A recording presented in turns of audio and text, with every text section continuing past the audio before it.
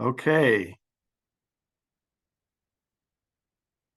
Looks like things are starting to level out, and I know we have a packed schedule today, so I'm going to go ahead and kick off the workshop. Again, good afternoon and welcome to our public workshop. Today's meeting is scheduled to discuss the role of hydrogen in California's medium and heavy-duty on-road vehicle fleet. This workshop is part of a recent agreement between CARB and the truck and engine manufacturers, better known as the Clean Truck Partnership.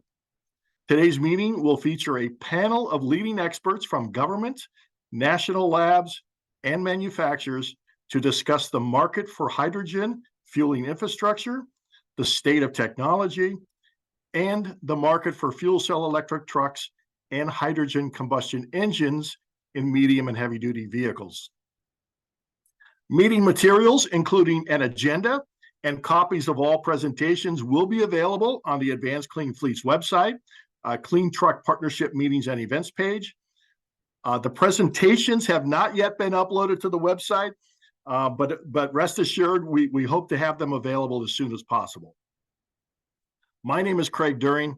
I am a manager in the Transportation and Clean Technology branch here at CARB.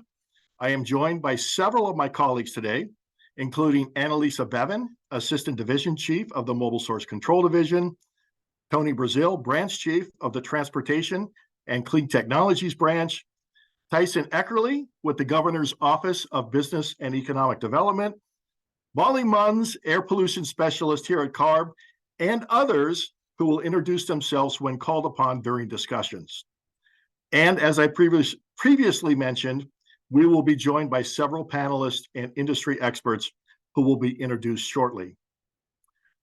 Following the panel presentations will be a panel discussion moderated by Jennifer Hamilton with the California Hydrogen Business Council, and an open public comment period for all attendees. Before we begin, however, I want to let everybody know that this meeting is being recorded, and a copy of this recording will be made available on our website. All right, today's meeting is scheduled to end at 3 p.m., but may extend beyond that, possibly to 4 p.m., to accommodate our open comment portion of the workshop. During the open comment period, participants who wish to ask a question or comment or make a comment can do so by using the raise hand feature on their Zoom platform. When called upon, you will need to unmute your microphone before speaking, and please introduce yourself by first stating your name and affiliation before making your comments. And also note that the chat feature in Zoom is not available for this website or this workshop. All right, with that said, let me introduce our first presenter today, Molly Munns, who will provide some background information and an overview of today's workshop topics. Molly? Hi, can everyone hear me all right? Yes. Okay, great. Thank you, Craig. So I am going to leave the agenda on for a second, and then I'll pass it on to the next slide. So earlier this month, CARB and the trucking manufacturer signed an agreement entitled the Clean Truck Partnership. This represents a commitment between California and industry to move together towards a zero-emission future while providing flexibility and consistency to manufacturers. As part of this agreement, CARB agrees to harmonize with federal 2027 NOx standards, provide limited flexibility for 2024 standard, and to guarantee lead time. The manufacturers agree to comply with all relevant heavy-duty regulations, regardless of any litigation regarding these rules or our authority. As a result, the manufacturers will fully comply with our ACT regulation, heavy-duty emission standards regulations, and will transition to 100% zero-emission sales by 2036.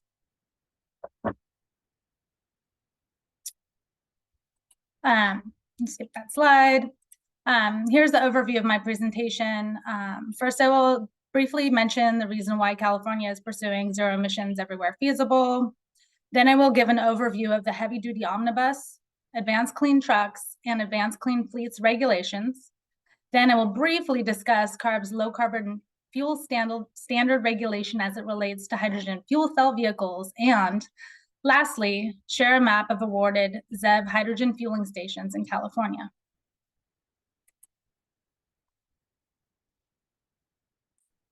Over 90% of Californians breathe unhealthy air sometime during the year.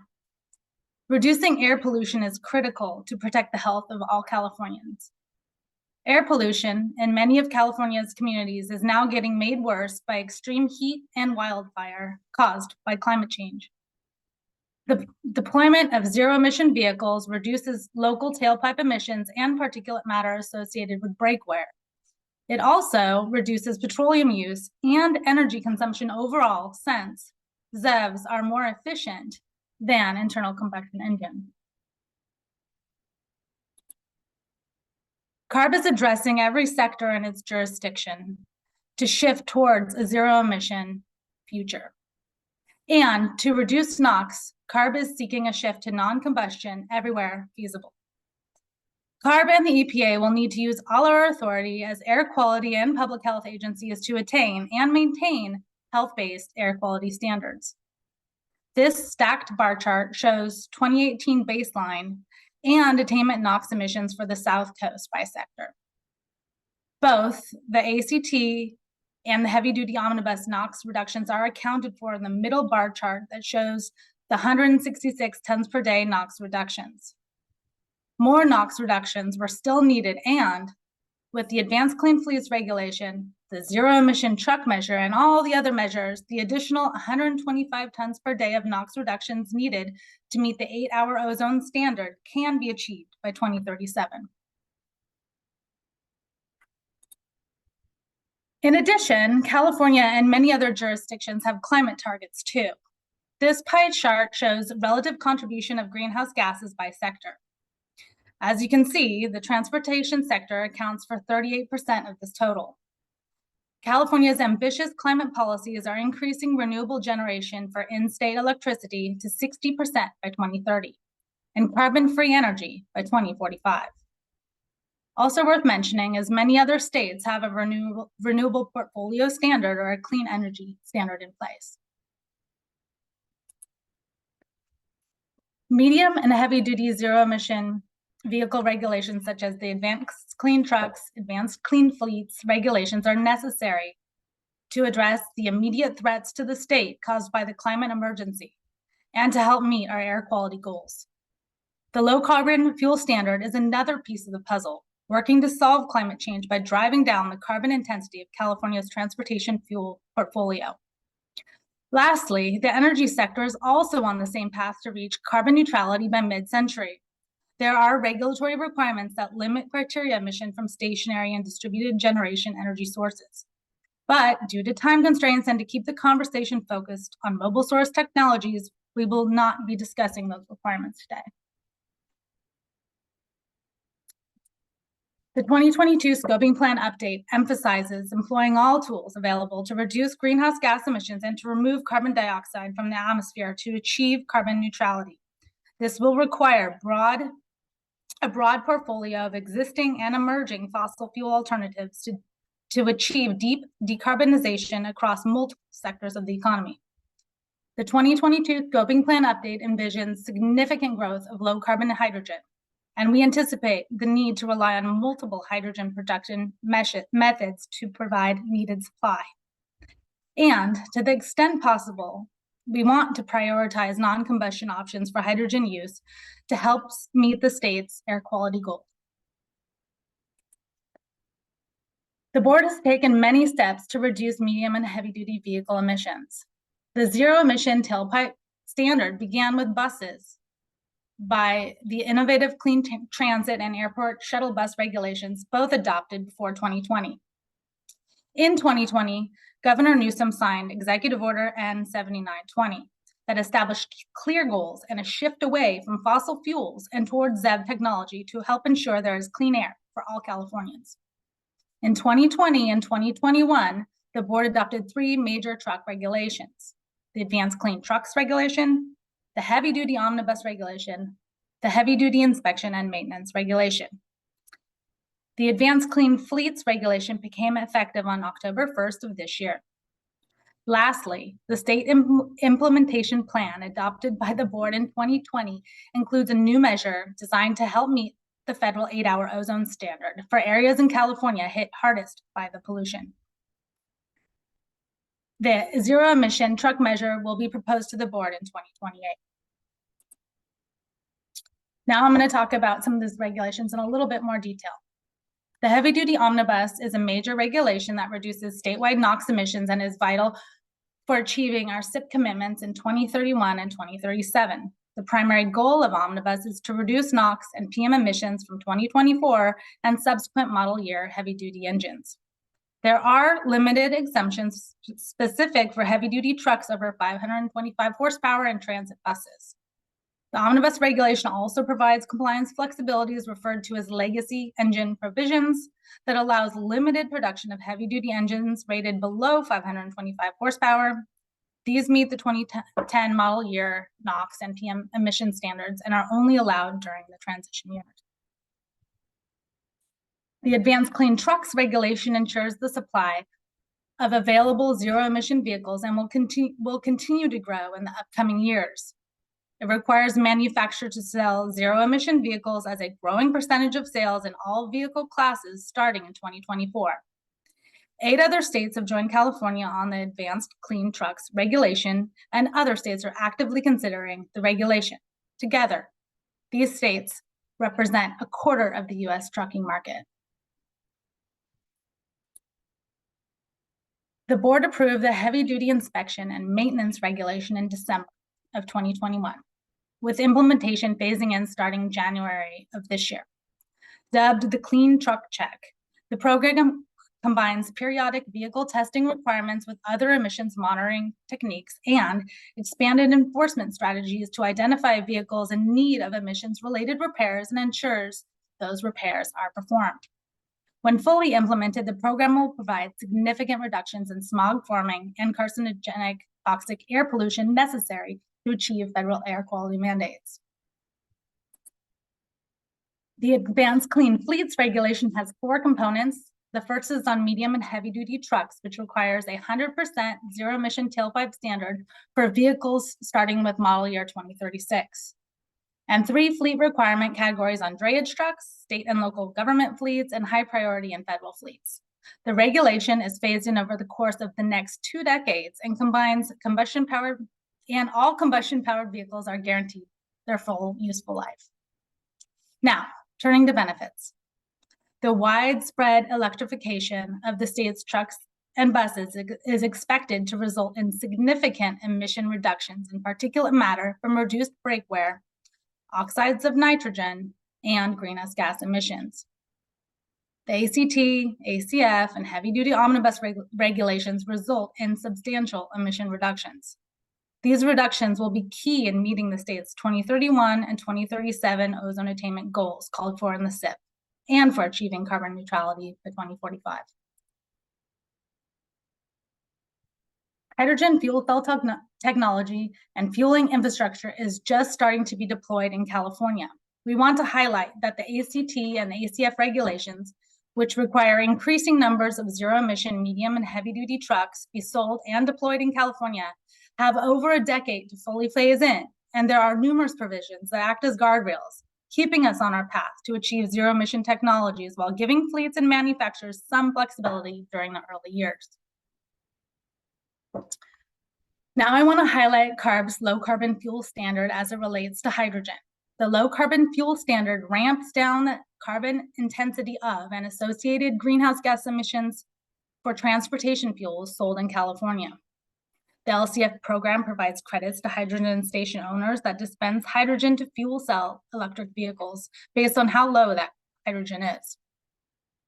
Credits earned through LCFS lower the cost for hydrogen and electricity used to fuel ZEBs. In 2018, the board adopted another LCFS crediting opportunity called Hydrogen Refueling Infrastructure Provision, which is designed to support the deployment of publicly accessible hydrogen fueling stations for light-duty fuel cell electric vehicles. The LCFS is undergoing a regulatory amendment process, One of the proposals mentioned in the 2022 scoping plan is to create another provision within LCFS that would provide capacity credits for stations offering heavy-duty ZEV fueling. These capacity credits would incentivize the build-out of high-capacity hydrogen fueling stations for heavy-duty trucks. The LCFS team has mentioned this concept at several public workshops and are likely to formally propose this new provision to the board. Another important thing to mention is the use of the Energy Economy Ratio, or EER. It is used to compare an alternative fuel and powertrain to a baseline fuel and powertrain, in most cases diesel combustion. The carbon intensity, or CI value, of a fuel pathway is divided by its EER. This represents the fuel life cycle carbon emissions that occurs from the use of an alternative fuel per megajoule of conventional fuel displaced. A battery electric truck has an EER of about 5. A fuel cell electric truck is around 2, and a diesel combustion truck is set to 1. Finally, this map shows the awarded funding for hydrogen heavy-duty truck refueling stations throughout the state. Several of these locations are already built, a few are under construction, and the rest have awarded funds with plans in place. Once built, there will be a backbone enabling deliveries from Reading to the Mexican border. As demand increases, as more incentive dollars are put to work, we fully expect more hydrogen fueling will be available for heavy-duty fuel cell electric trucks once they get deployed. Lastly, this map does not include hydrogen fueling stations built for transit operations that may be available to public agencies. Finally, as you can see from the slide, there are numerous incentives for medium and heavy-duty ZEV charging and fueling infrastructure. I would like to highlight CEC's Energize program that is specifically tailored to meet the needs of hydrogen fuel cell electric commercial, transit, and drayage trucks. About $57 million is available to build medium and heavy-duty hydrogen refueling infrastructure. The projects that have been awarded and with plans in place were shown on the map in the previous slide. The remaining items shown on the slide are incentives available for medium and heavy-duty ZEV infrastructure projects, including funds for activities such as planning, purchasing equipment, installation, and construction. Others are from the Federal Inflation Reduction Act. This concludes my presentation. I now will turn it over to Tyson Eckerly, or if you want to take control of the screen, Tyson. Great, will do. Here, let's see. With GoBiz. Thanks, Tyson. Yeah, thank you. Let's see here. All right, let me go to, does that work? Do you see the slides? I see it, yeah. All right, well, thank you. Thanks for hosting this. I'll try to go quickly because we have a lot to cover today.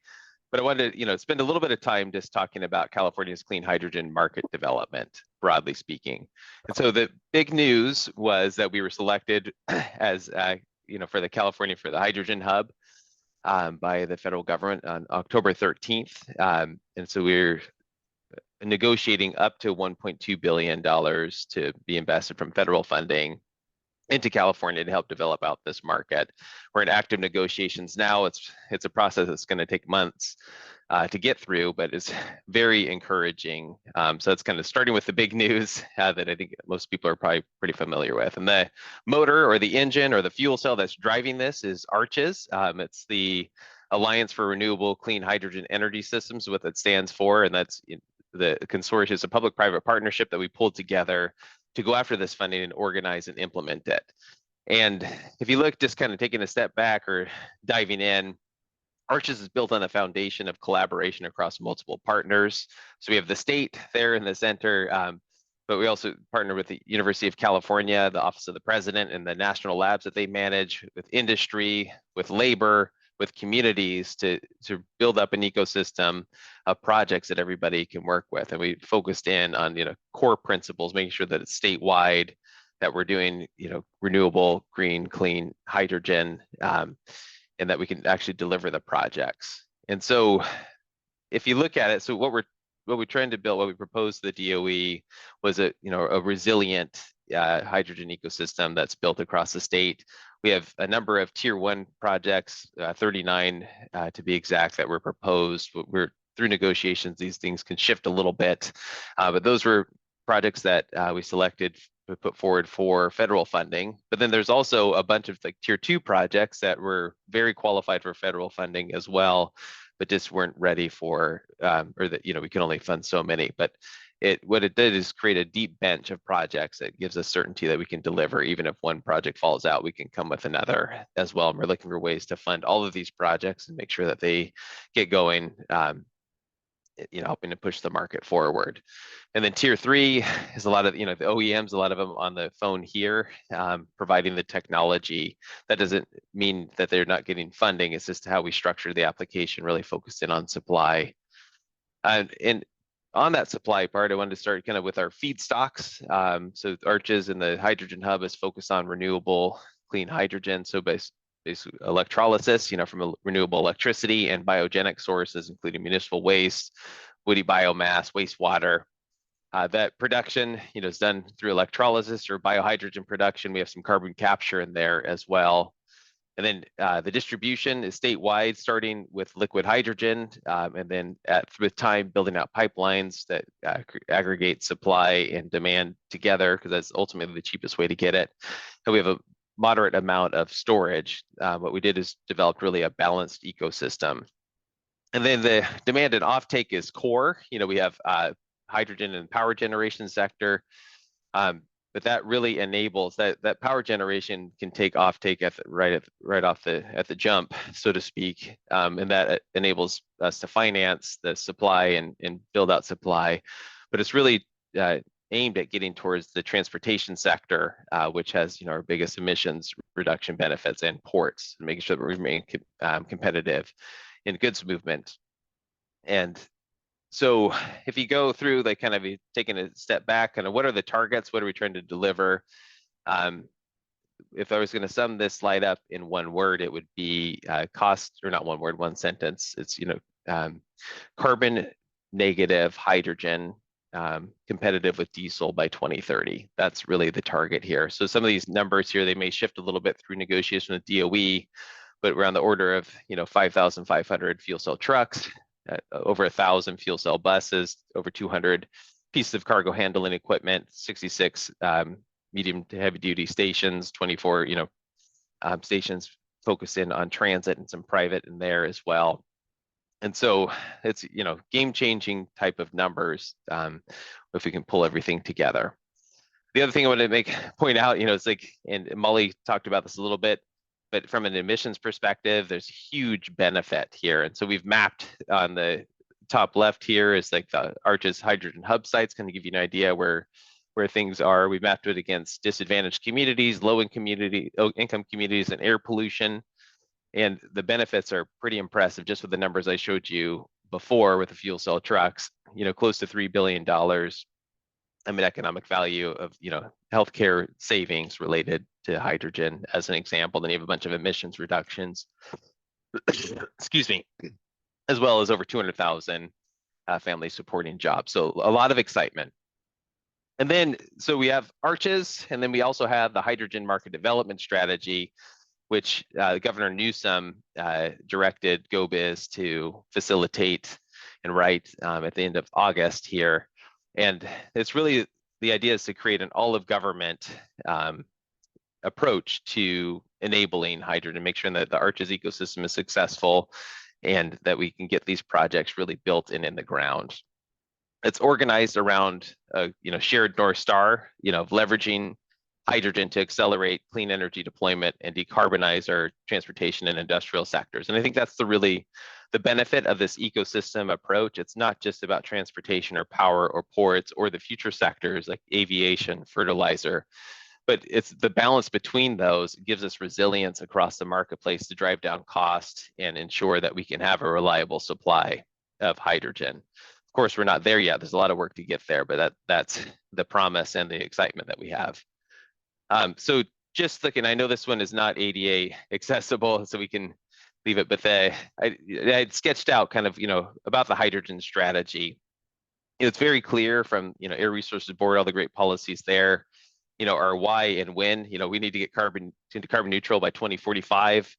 what it needs to be done is really outlined in the scoping plan, but in the hydrogen market development strategy is really kind of in the how and who. So we have a bunch of ongoing processes, but we'll be laying out agency objectives, stakeholder roles, what's needed to pull all this together. And for those of you familiar with the ZEV market development strategy, we're following a very similar model there that we did at GoBez.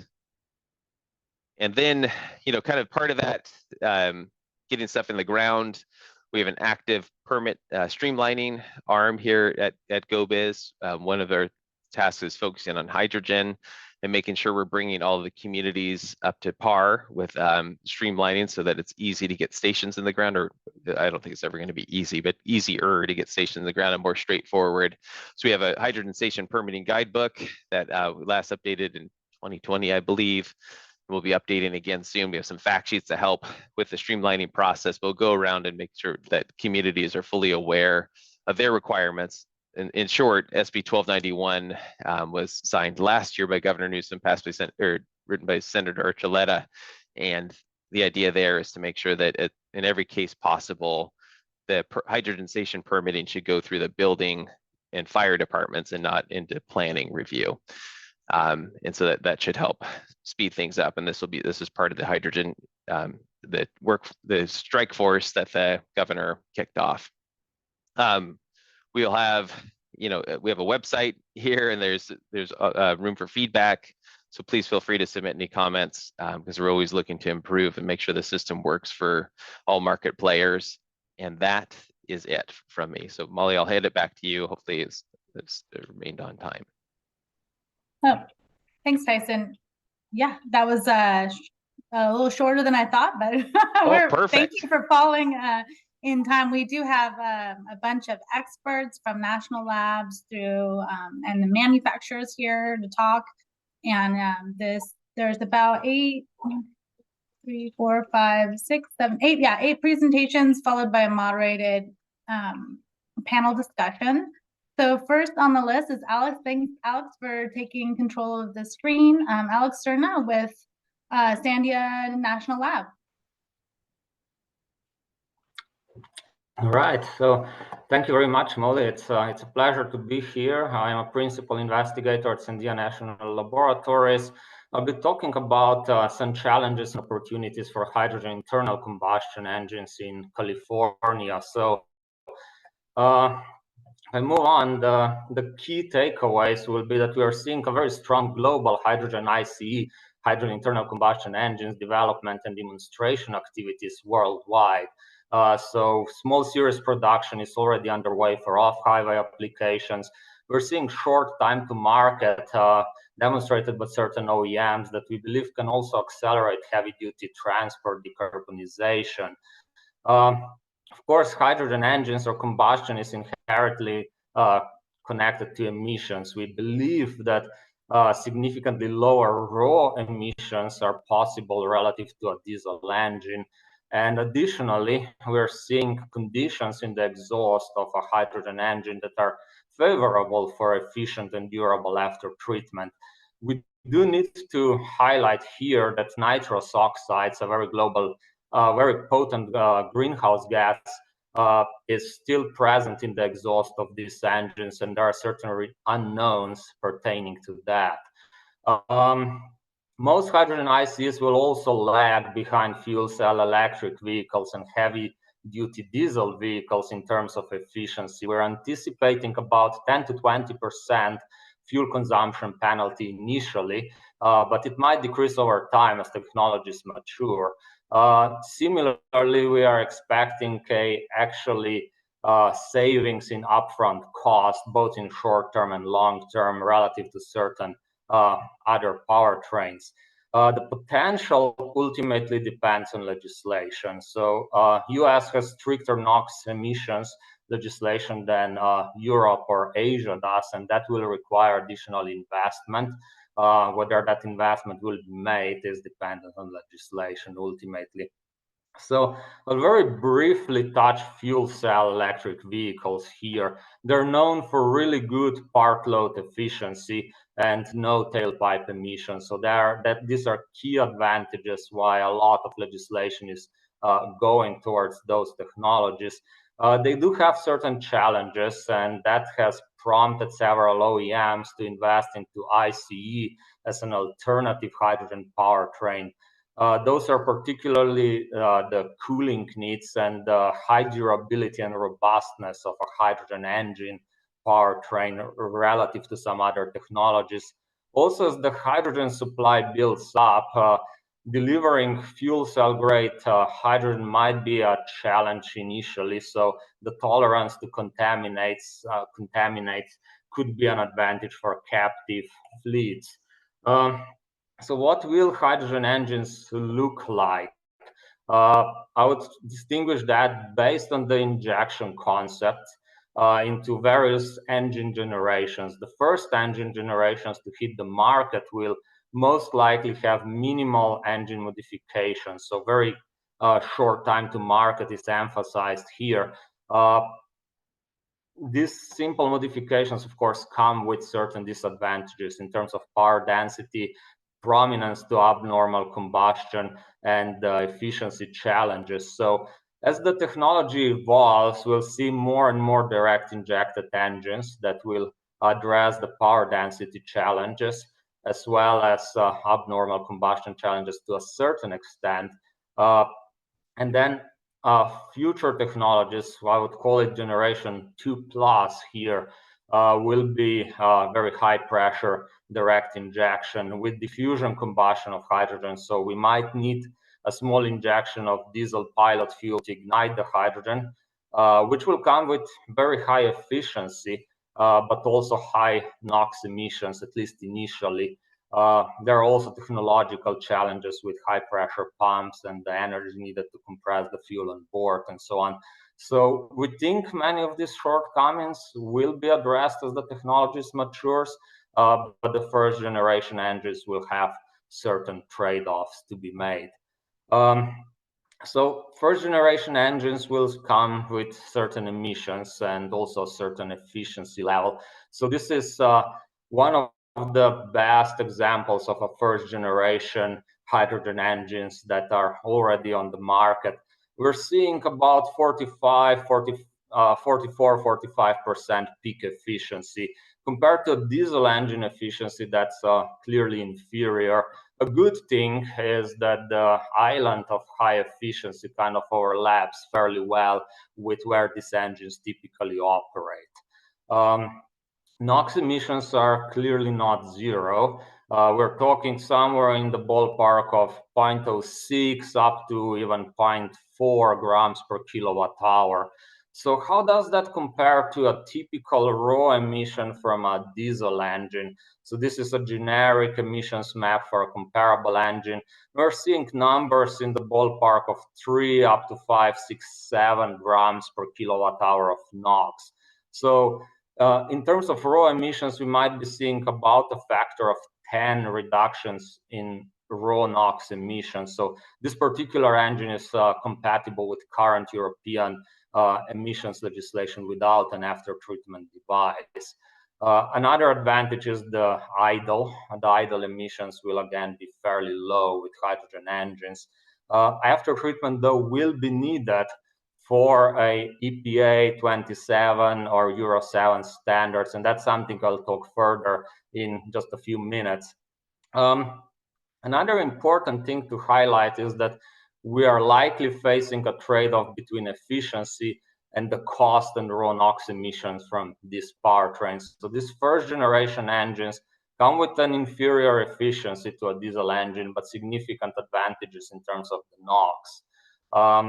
A prototype future generation engines, some of them demonstrated extremely good efficiency, but at a fairly high NOx emissions. So there is a clear trade-off to be made here. The higher raw NOx emissions will increase the after-treatment cost and also ultimately increase the tailpipe emissions. There are certain advantages to the temperature of exhaust in a hydrogen engine, which we believe will actually allow hydrogen engines to have lower NOx emissions than diesel powertrains. A lot of that will also be alleviated as the technology matures, but there is a clear trade-off today. So what about the after treatment? Urea-based selective catalytic reduction is the go-to technology also for hydrogen engines, similarly as what we are seeing today with diesel engines. So the conversion efficiency can be quite high in a very narrow temperature window of the catalyst. So that's basically, it can be shifted a bit higher or a bit lower depending on the amount of urea one seeds into the exhaust to facilitate the reduction, but it can be high in the 99-95% range in these temperatures. Colder temperatures produce a lot of nitrogen oxides as well on the oxidation cat or on the ammonia slip catalyst. So that's a clear challenge there if we are outside of the optimal range. Similarly, we might degrade the catalyst, increase the urea consumption, and again produce nitrous oxides, a potent global warming gas if the temperature of the catalyst is too high. A diesel engine, this is a generic exhaust temperature map for a diesel engine. We're essentially spanning temperature ranges from about 150 centigrade all the way to 700 centigrade. So we're clearly kind of reaching outside of the optimal temperature range. I don't really have time to explain why this is different for a hydrogen engine, but we are predicting, and based on the prototypes that we are seeing right now, the temperature range will be right in the middle of this temperature range for high SCR efficiency, so somewhere between 300, 400, 420 centigrade. So that really suggests that urea SCR will be well suited for hydrogen ICEs, but we do have unknowns that require further research and development about the water impact on the DeNOx efficiency, as well as the hydrogen aging impact on the formation of nitrous oxides in the SCR. So this brings me to the nitrous oxides as such.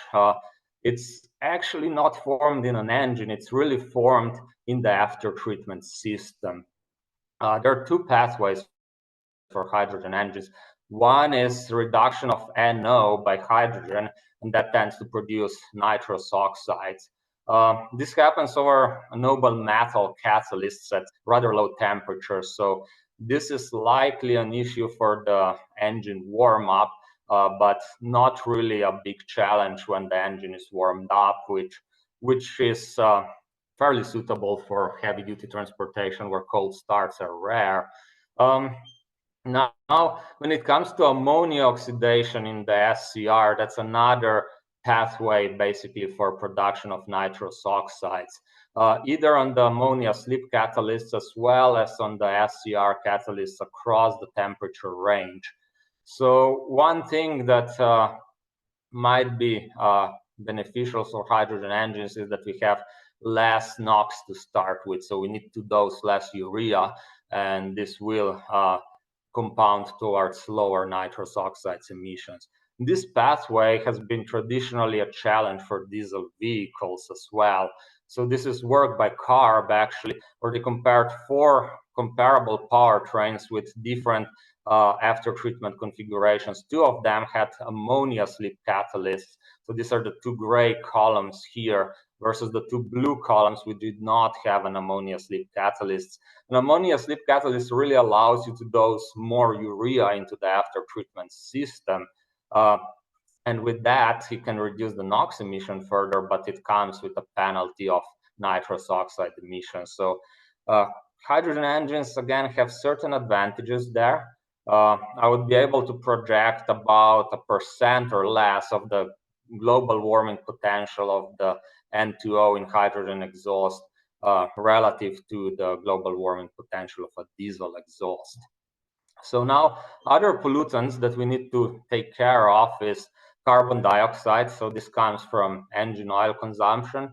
Unfortunately, hydrogen engines tend to consume more oil, but overall the numbers are rather low. And the urea for SCR, and again, with less raw NOx emissions, will produce less CO2 from urea. Ammonia, again, less NOx to start with has benefits there.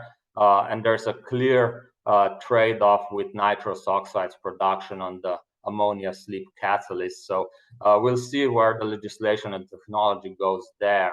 Hydrogen is a global warming gas, about 3 times the potential of CO2. We might see up to 3 grams of kilowatt per kilowatt hour of hydrogen slip into the exhaust. Can be easily mitigated by the oxidation cat, but again, we will need to trade this off with the pollutant or with the emission of nitrous oxide. An estimate is that less than 1.5% of the diesel exhaust global warming potential might come from hydrogen. Other pollutants are a very low emission of carbon monoxide coming from engine lubricating coil. Hydrocarbons, we predict those will be somewhere in the ballpark of what the emissions will, what the legislation will permit. So we might need an oxidation cat. Further developments might allow us to avoid this. When it comes to particulates, particulate number will still be moderate. It will not be 0. So some legislation will require a particulate filter for hydrogen engines. But overall, we're talking of about 97% reduction in greenhouse gases at the exhaust and significantly less pollutants. So that's a clear advantage there. We'll still need an after-treatment system. So the proposed system for diesel engines shown here, about 6 different catalysts and 2 places where urea is dosed into the system. That will be for the future legislation compliance. Now, this yellow catalysts are the closed couple catalysts very close to the actual engines so that they are warmer, and they will not be needed because hydrogen engine exhaust temperature is sufficiently high to actually avoid the need for this catalyst. Oxidation catalyst will potentially be needed for the CO and hydrocarbon emissions, also for hydrogen, but there is a trade-off with cold start nitrous oxides emission. Particulate filter may be needed for particulate number legislation. And then we have kind of the key component will be the SCR catalyst. Questions about the water on catalyst deactivation, but demonstrated fairly high efficiencies. Low raw NOx emissions may allow the OEMs to play with the composition of the SCR to minimize nitrous oxides emission from these catalysts. Ammonia slip catalyst might not be needed for hydrogen engines if we have low enough raw NOx. It's a clear source of nitrous oxides and a clear trade-off that needs to be made, but it might be needed if we are targeting ultra-low tailpipe NOx emissions. So overall, the conclusion would be that the complexity and cost of the after-treatment system will depend on the legislation as well as the selected baseline hydrogenized technology. And with that, my concluding remarks here, we're really seeing this worldwide OEM investment into hydrogen ICEs, and those are developed as a global product for the worldwide market. US has unique NOx standards. They will require additional investment into this technology relative to engines sold in China, India, Europe. And there are clear indication that to track the initial OEM and customer investment in terms of the total cost of ownership, certain initial incentives might be needed to really encourage hydrogen ICE sales in the US market. So this brings me to the NOx emissions. They are not 0. We see that basically California plans to decarbonize the electricity grid around 2045. And the current NOx emissions from the grid are quite substantial as well. So maybe it would make sense to revise or reevaluate the NOx emissions from hydrogen engines as the grid further decarbonizes. And there will be clear strategies or benefits that development of hydrogen ICs can have benefits for off-road NOx emissions as well that are considerable. And very clear, very short conclusion here. We have hydrogen ICs that are a viable low emissions technology to decarbonize heavy-duty transportation, with certain requirements and trade-offs that need to be made. But their ultimate viability for the US market will depend on the legislation. And that concludes my presentation. Thank you, Alex. Great presentation. Next, we'll be hearing from Ram Vijay Gopal with Argonne National Lab. Ram, do you want to take control of the slide?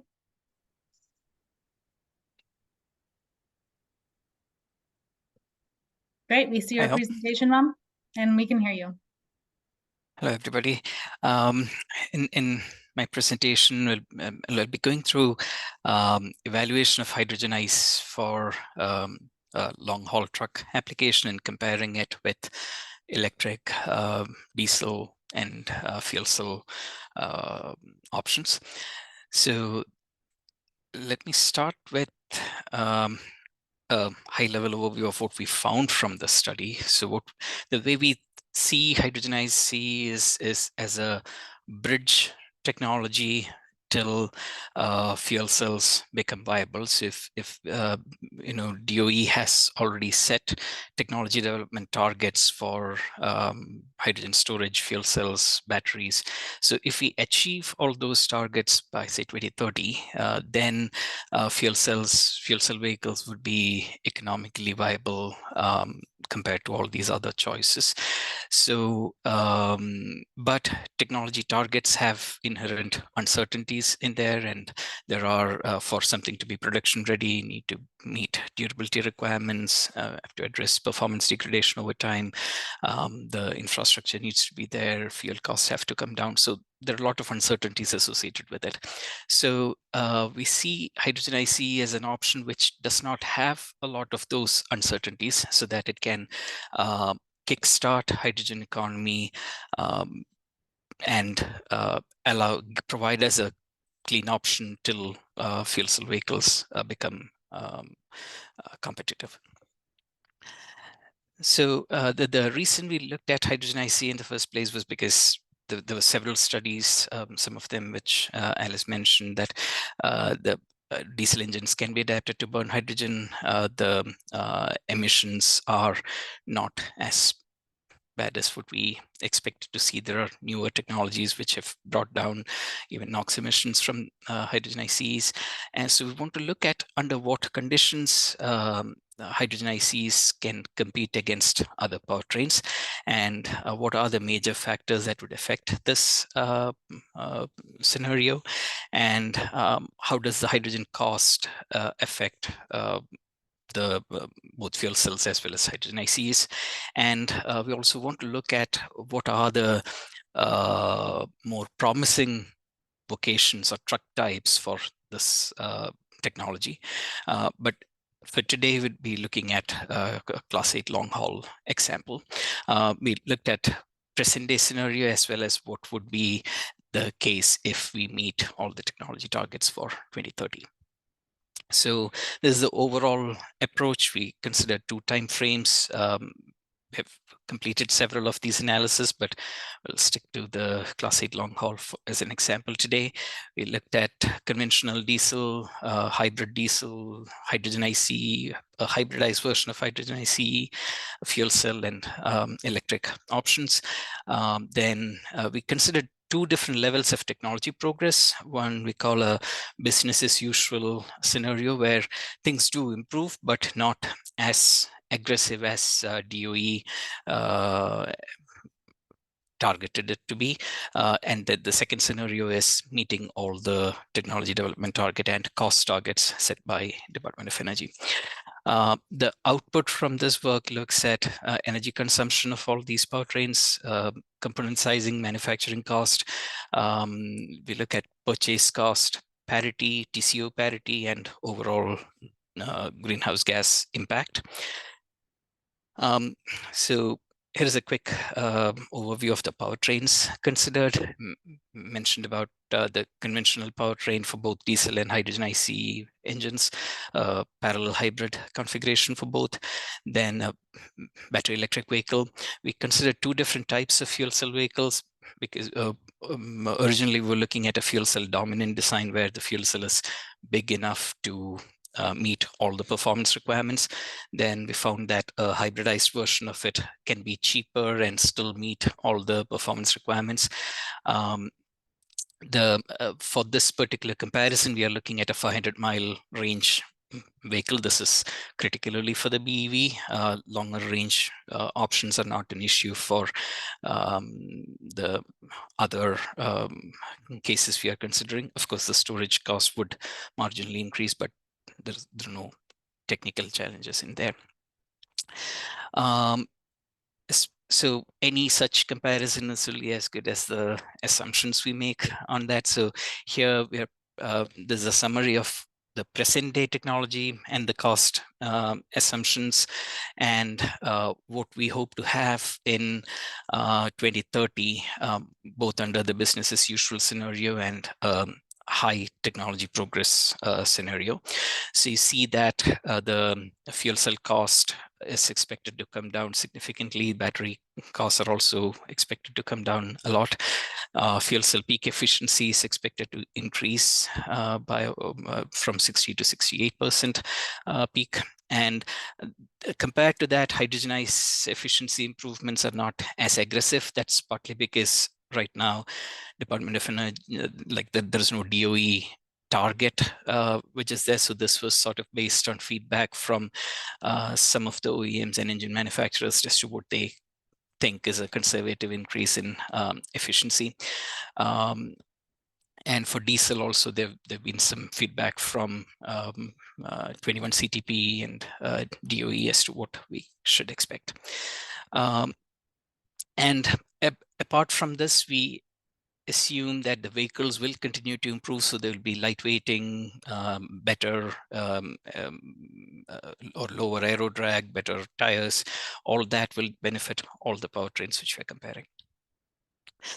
Now, the first thing which we looked at was the manufacturing cost estimate. So at present, when we look at the left-hand side, we see that compared to diesel, every other option is expensive, and by different levels. But here, hydrogen ICE has a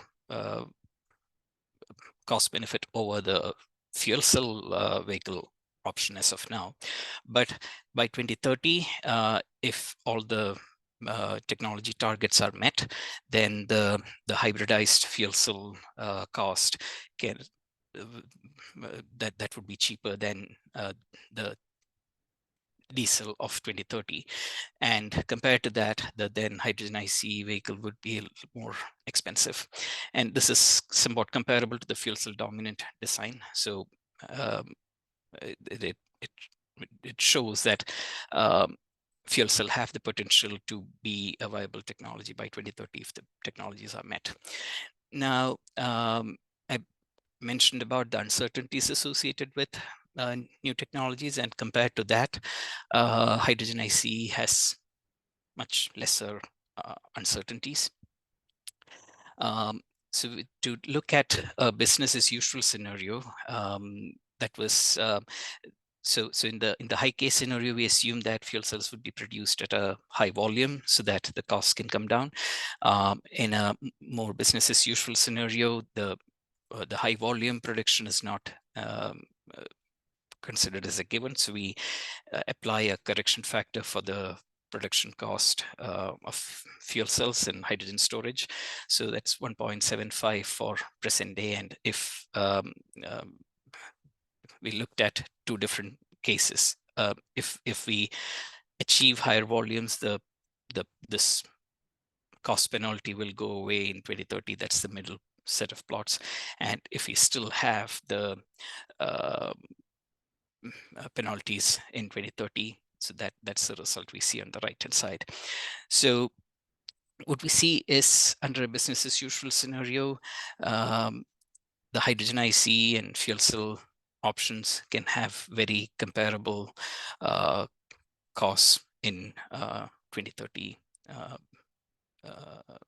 as well. Now, irrespective of whether it is fuel cell or hydrogen, the fuel cost is seen as a very critical factor.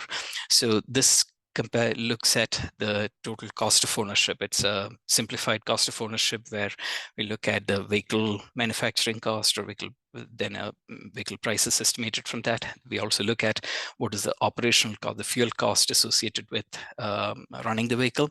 So if diesel is at about $2.4 per gallon and hydrogen is at $10 per gallon,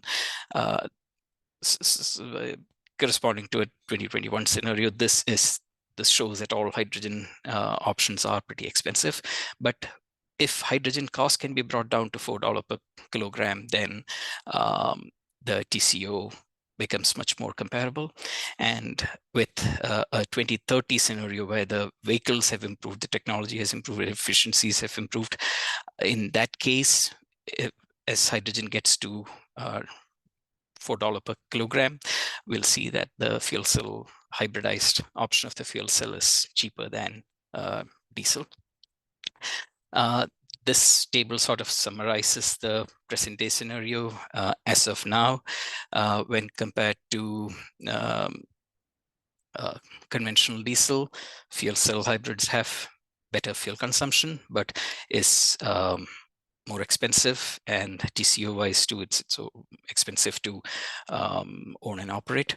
But when compared to fuel cell hybrids, hydrogen ICE variants, both non-hybrid version as well as a parallel hybrid, both have lower manufacturing cost. They still have a higher TCO because of the lower efficiency and higher fuel costs.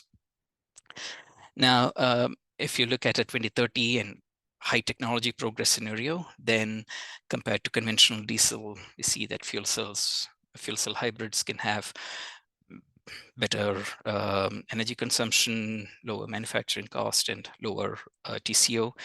And hydrogen ICE is more expensive than that, but we need to keep in mind that based on our assumptions, the high technology progress scenario carries a lot of uncertainties along with it. Now, apart from the TCO part, when we look at the overall greenhouse gas impact, this particular plot, this table assumes that hydrogen is made from natural gas through SMR process. So in that case, fuel cell hybrids are slightly better than the diesel baseline, but hydrogen ICE doesn't have high enough efficiency to provide a net savings on CO2 yet.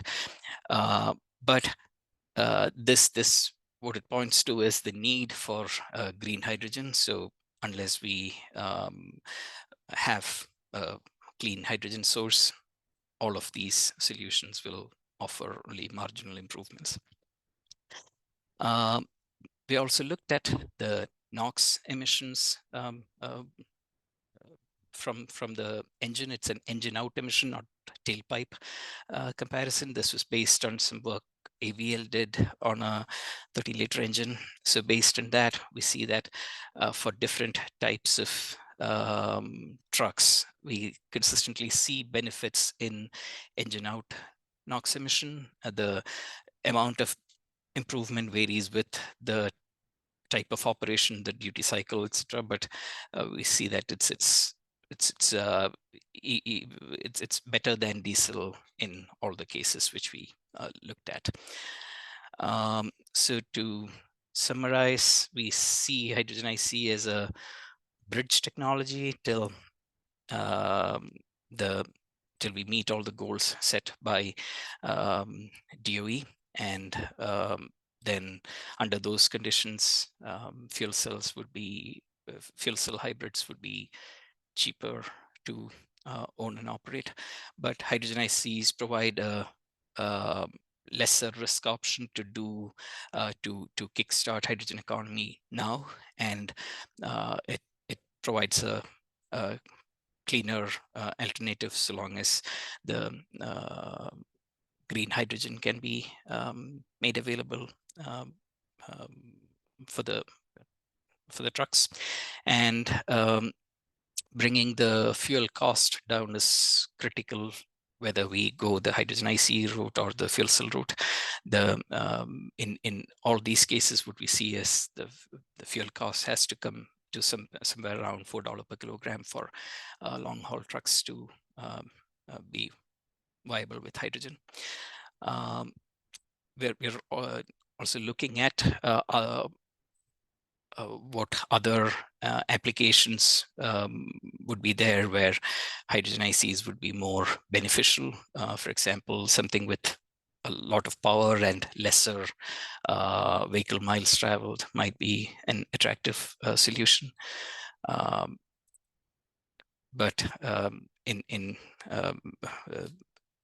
As a bridge technology, hydrogen IC is really promising. Thank you.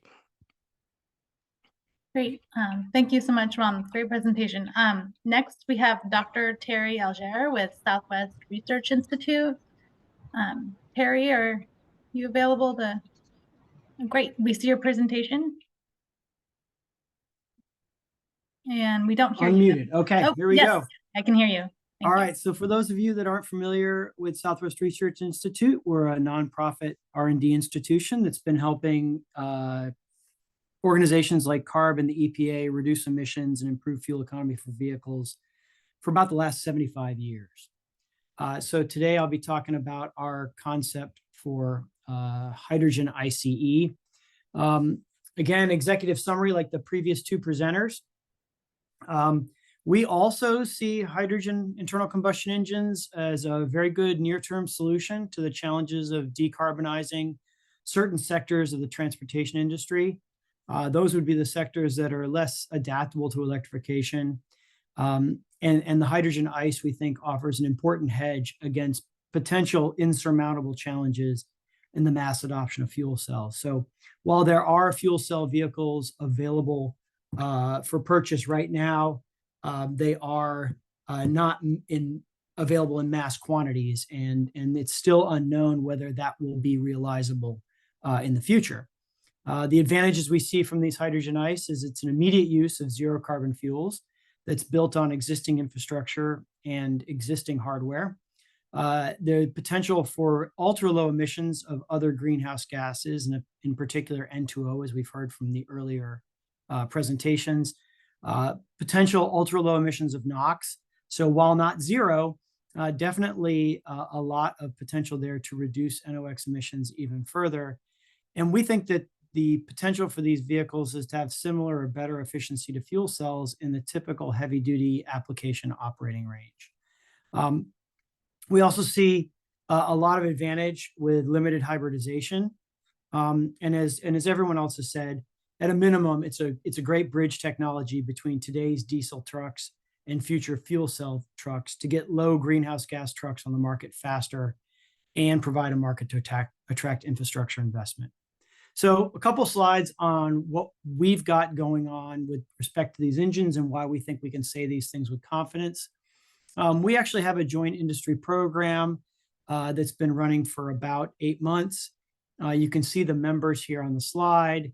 So just in full disclosure, we are working with many OEMs and tier 1 suppliers to build a demonstration vehicle to show the capability of a H2 internal combustion engine to have a similar efficiency to a modern diesel, run on spark ignited hydrogen, and have NOx emissions in the ultra low category that meet the 2027 requirements. And I think the important thing to look at, if you look at the picture here on the left, is that the unique hydrogen components are in blue, and you can see that it makes up a very small amount of this CNG application. So the act of converting over to a hydrogen ICE will not take up a whole lot of plant modifications. So we think it's a really easy way to transition into this low carbon fuel from existing applications, which gives us a big advantage in terms of first cost. Now, one of the concerns that's been brought up has been on other greenhouse gas emissions. a lot of talk about N2O, and we know that N2O is a low temperature reaction. So you can see here in the graph on the left that the emissions of N2O peak between 150 and 250 degrees C. And, you know, it looks pretty scary when you look at these higher levels of hydrogen in the exhaust. But I think the thing to keep in mind is we look at our exotherm plot here on the right-hand side, is that due to the reactive nature of hydrogen and its ability to combine with oxygen over an oxidation catalyst, we can heat the exhaust up to get it outside of this NO2 creation range quite quickly. And so we think with proper thermal management and control of hydrogen slip, we will allow us to significantly reduce the N2O emissions even over that of a modern diesel. And here's just a few pictures of some configurations that might allow for improvements in reducing these emissions. Now, moving on to probably the most concerning emission from a internal combustion engine, especially given California's challenges, is NOx. And what we see here is these are some graphs from our current state of our conversion engine. You can see we've partially calibrated the engine at this point. And what you can see is that our engine out NOx emissions are far below the 1 gram per horsepower hour. And when you combine that with turbine out temperatures above 300 degrees C, as the gentleman from Sandia National Laboratories mentioned, it yields a very high catalyst efficiency, so well over 98% conversion efficiency. So with that in mind, we think that we can achieve certification emissions levels near 0.1 grams per horsepower hour with very low or no margin. I think that's important because that may mean that it's going to have some challenges when mass adoption occurs, but we think that ultra low NOx is certainly within our range of acceptable outcomes. So if we have catalysts based on the 2027 intent diesel production parts, we will have no problem meeting these 2027 and being well below these 2027 regulated levels. In addition, based on the fact that these engines will have very few hydrocarbon emissions, very low hydrocarbon emissions, almost no sulfur emissions, we think that the H2 ICE exhaust presents a lot fewer aging challenges. And so that the likelihood of these catalysts surviving to full and performing well at full useful life is quite high. This is just an example of how these H2 ICE might actually yield a lower cost and simpler after treatment setup. You can see up top, this is the diesel low NOx after treatment system. It's quite complex. We've managed to make it work quite well in projects that we've demonstrated for CARB and EMA. But you can see below that we think we'll retain many of the components of the diesel after treatment system, the SCR, the ammonia slip catalyst, a DPF to make sure that our particulate emissions are near zero, and then a hydrogen oxidation catalyst up front to take care of any hydrogen slip and to warm the exhaust up quickly to get good cold start emissions. Finally, it was touched on earlier, but we took a look at hydrogen ICE versus fuel cell truck efficiency. The slide on the left was from a report generated by McKinsey and Company, and I think it's a nice kind of third-party review of the efficiency of a fuel cell compared to an H2 ICE and a diesel ICE. And you can see here that the potential for the fuel cell is quite high at low loads, but as you get to the higher load conditions where a line haul truck might be operating in, the potential for the hydrogen internal combustion engine is to have a much higher efficiency than even the fuel cell. Now, when you start talking about a class 7 or 8 vocational application, they have a lot of idle times and then operation at peak torque. So the fuel cell will have an advantage at these lightly loaded conditions, but a disadvantage at high torque. And since you use most of your fuel at these high torque conditions, we think that there's actually a chance for some parity there in fuel consumption. The other thing we'll note is that some of the fuel cell vehicle advantage in the vehicle fuel economy is due to the hybridized powertrain. Of course, having batteries and electric motors on board allows you to recover braking energy. And so we think that hydrogen ICE could be hybridized, probably at a lower cost compared to a fuel cell electric vehicle, to show a very, very similar vehicle fuel economy. So there's a lot of potential there with the hydrogen internal combustion engine.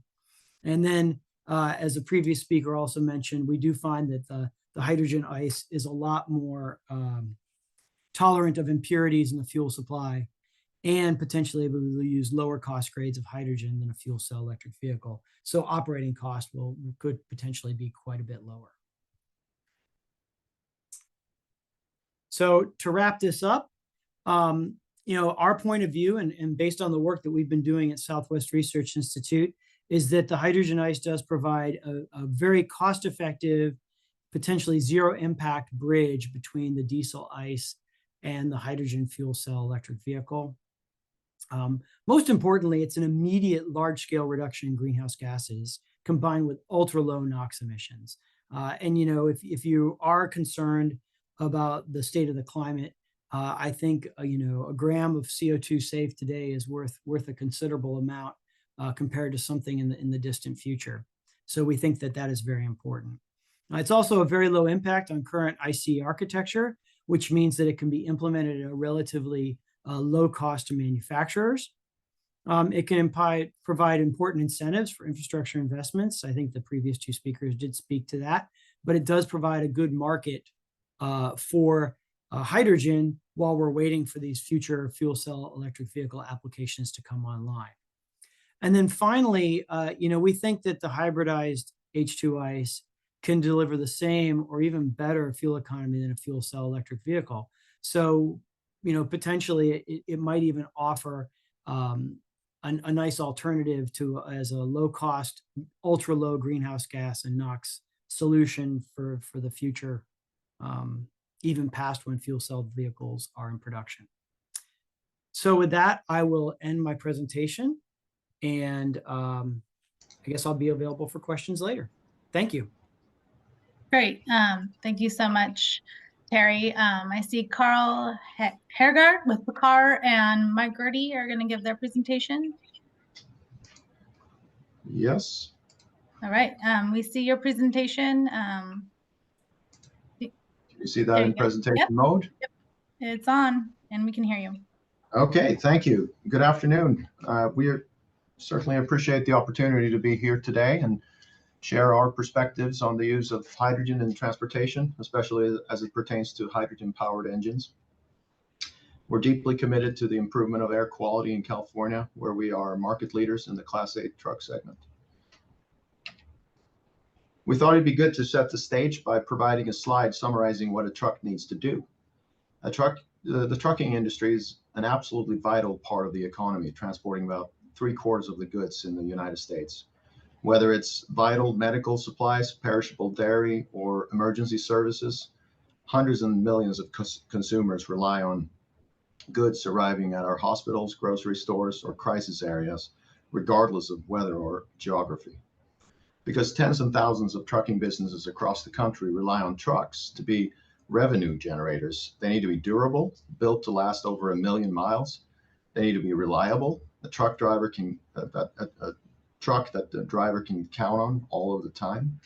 They need to work, come rain or shine, on logging roads and at high altitudes, as well as in the desert. At PACCAR, we put all our trucks through a grueling validation process where they get exposed to conditions that we will likely, hopefully, never encounter in regular operation. On the right, you see a video of one of our medium-duty electric trucks maneuvering a durability circuit at our technical center in Mount Vernon, Washington. These requirements make trucks very different from passenger cars, many of which spend more time being parked than actually driving. Components and sensors that may work well in automotive applications may prove wholly inadequate for trucks. Also, purchasing a truck is a significant investment, and fleets or individual owner and operators often have to obtain financing to purchase them. And once purchased, the operating cost has to be such that the business can turn a profit given driver wages, maintenance, and prevailing freight rates. And last but not least, there has to be a supporting infrastructure that allow the trucks to be fueled, or in the case of electric trucks, charged. So this slide shows a wide range of applications for trucks characterized by load and distance and the feasibility of the various zero and near zero emissions technologies. Currently, battery electric vehicles cover up to 150 to 250 miles or so.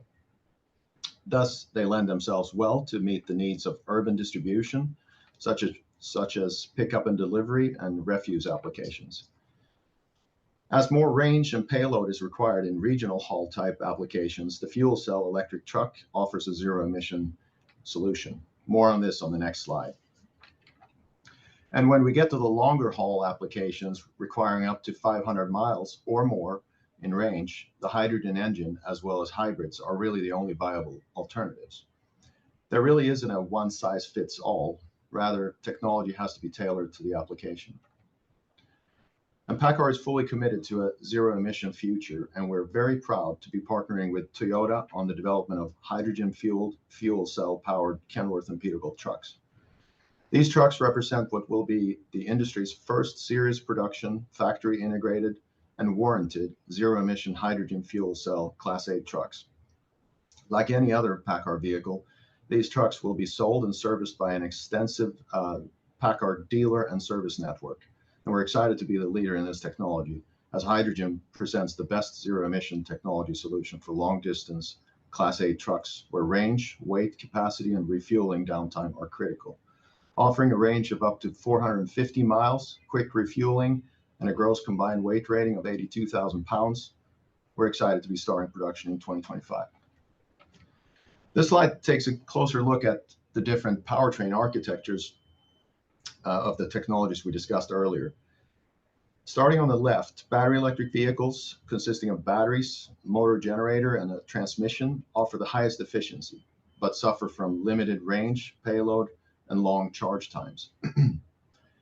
Next, we have fuel cell electric vehicles, which, as you can see, are considerably more complex. We saw this already in the previous presentation by Argon.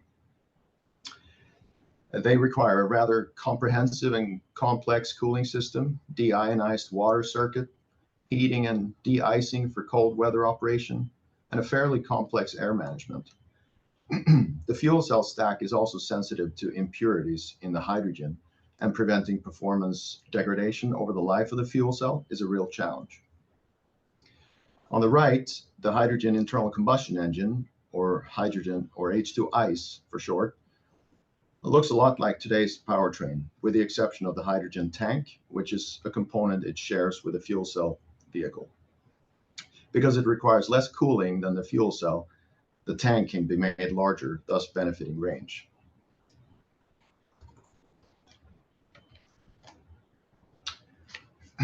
So why would we pursue a hydrogen engine? Well, the way we see it, based on the feedback we have received from our customers, it is a technology that will be needed in order to make the advanced clean truck regulation the success we all want it to be. It is zero CO2, effectively, zero CO, zero hydrocarbons, and zero particulates, and therefore thereby further the targets set forth in the 2015 Paris Agreement.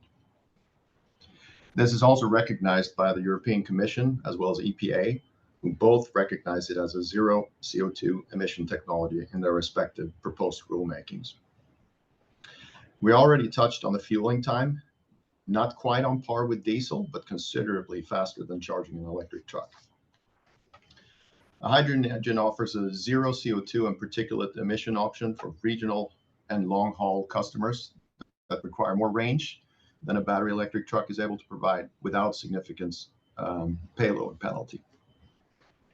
And again, compared to the electric truck, it has a smaller impact on the grid. Now, one of the reasons it's an attractive technology for our customers is the relatively low capital cost. Unlike what we heard earlier today from Argon, a fuel cell truck is considerably more expensive than a hydrogen engine. We do expect things to change with economies of scale, but as someone that has a lot of experience building trucks with both technologies, there's a much higher capital cost associated with acquiring a fuel cell truck than one powered by a hydrogen engine.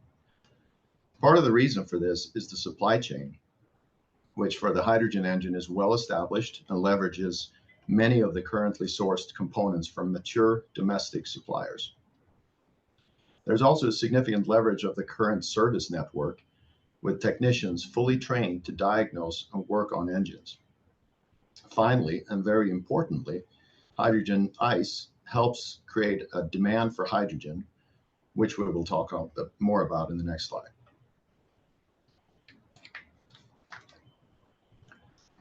So for the reasons we just mentioned on the prior slide, hydrogen ICE represents an attractive zero carbon technology for trucks. And because of this, it can help drive demand for hydrogen that promotes the build out of hydrogen infrastructure. This ultimately paves the way for other zero emission hydrogen based technologies, such as fuel cells. Without it, we're in a bit of a chicken and egg situation where fuel cell technology does not reach economies of scale due to lacking infrastructure, and infrastructure investments are not made due to insufficient hydrogen demand. And here's just a quick slide to show that we've actually built the hydrogen engine, H2 ICE, and integrated it into a truck for which we received the Innovation Award at the prestigious Truck of the Year event in France in 2021. We're obviously limited in terms of the details we're able to share in a public forum such as this, but we can say that it was heavily leveraging existing technology and using a spark plug to ignite the hydrogen in the cylinder. Emissions were ultra low and performance was acceptable.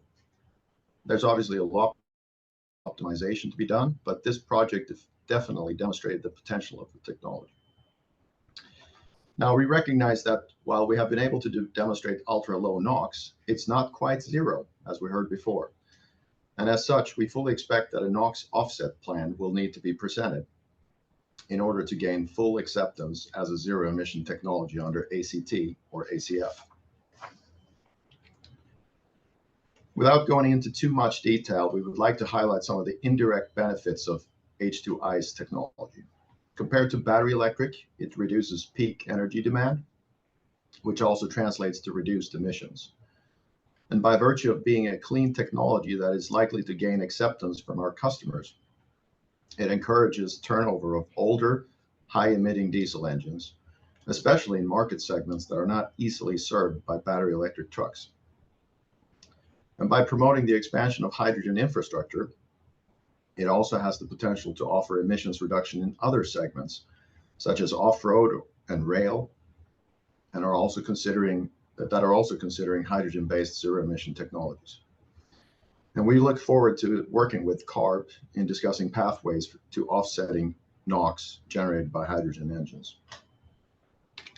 In closing, as we've seen in prior presentations here as well, we really view the hydrogen ICE as the perfect bridge between the current diesel-powered trucks and the zero emission future that can be served by reliable and cost-effective fuel cell electric vehicles.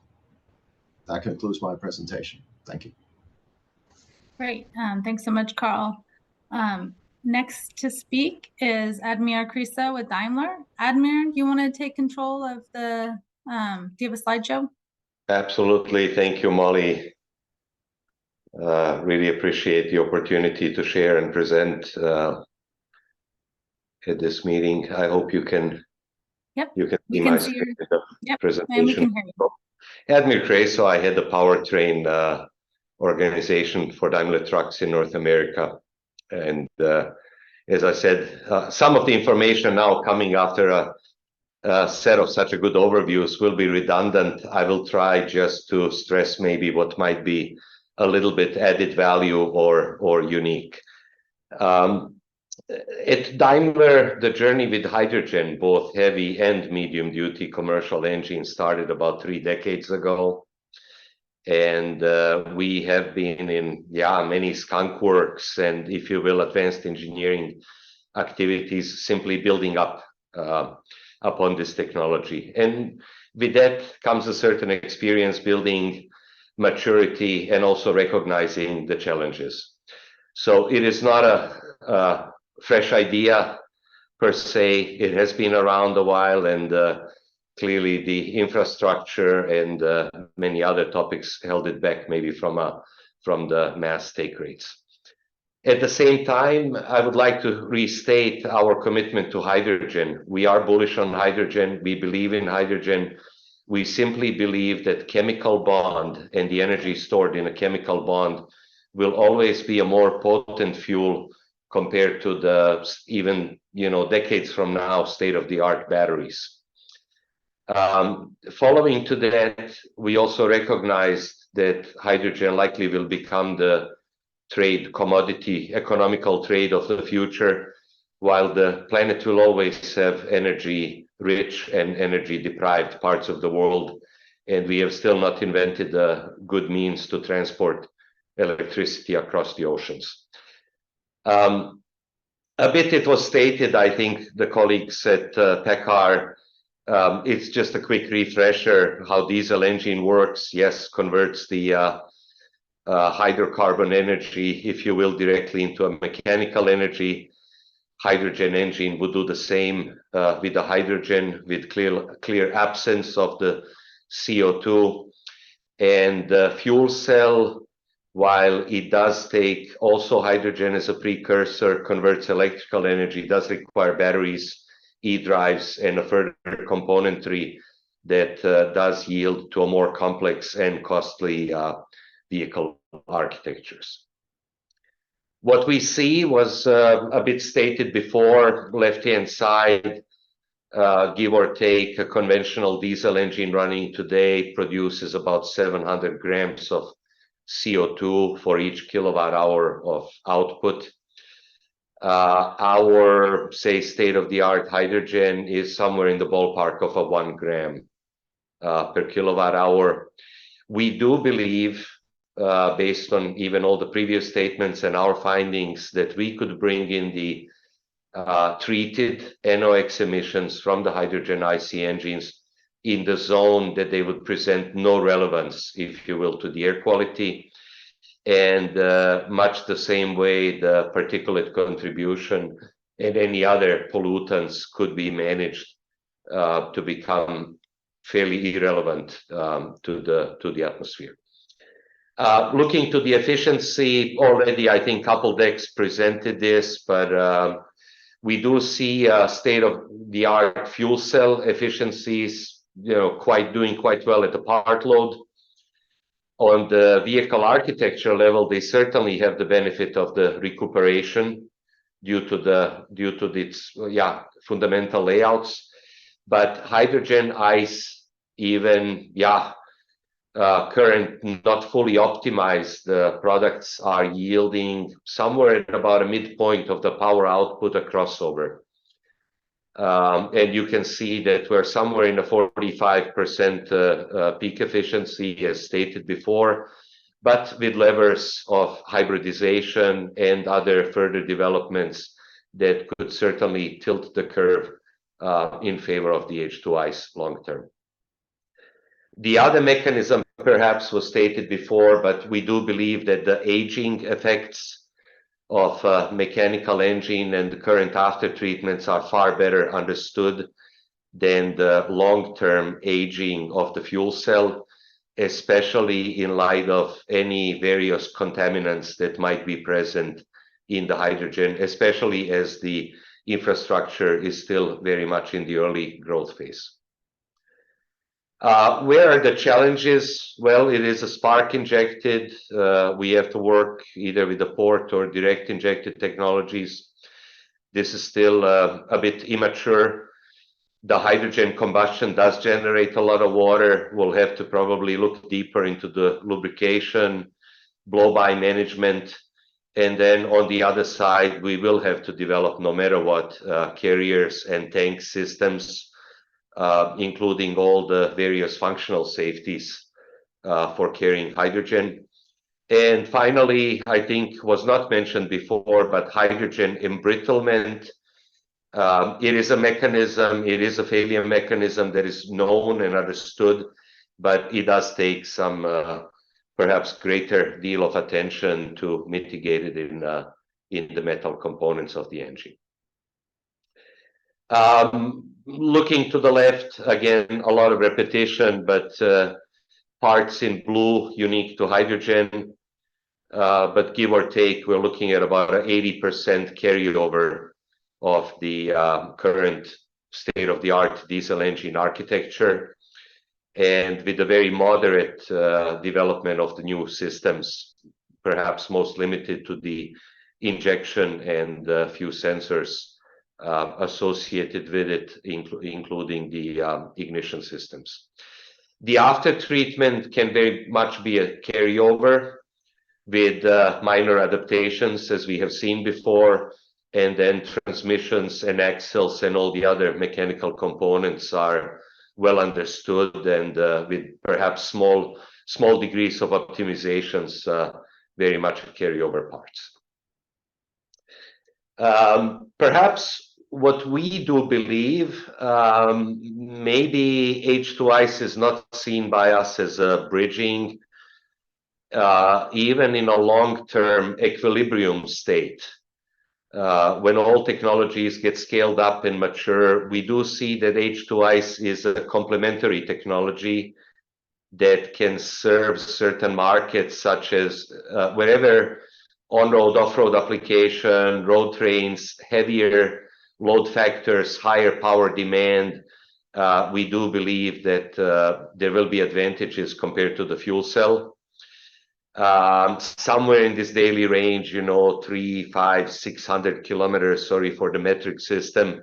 The battery certainly has its own benefits, and then lighter loaded, long haul, various application would benefit. So we believe in three technologies. We believe that these boundaries, if you will, have quite a bit of a movement possible, and but eventually we believe that H2ICE will have its own place even for the longer term application. Going a bit further to our own analysis, look, on the powertrain side, yes, we can omit some of the costlier diesel components, add the hydrogen-specific componentry, adaptation of the after treatment, but more or less coming in the ballpark what the diesel powertrain is costing today. Yes, there will be some resultant ballpark increases due to the tanks, and then, yeah, how much tank, that much resultant range and safety mechanisms associated with it. But simply looking to the architecture, the state of development, scalability, significantly lower overall vehicle cost.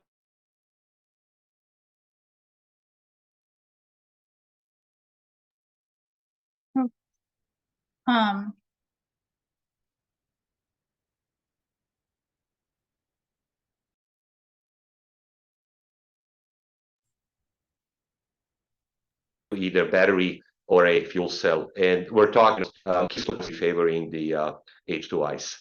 And in terms of the TCO, clearly it's all depending on the eventual cost of the hydrogen that most of us are looking to our crystal balls on the topic.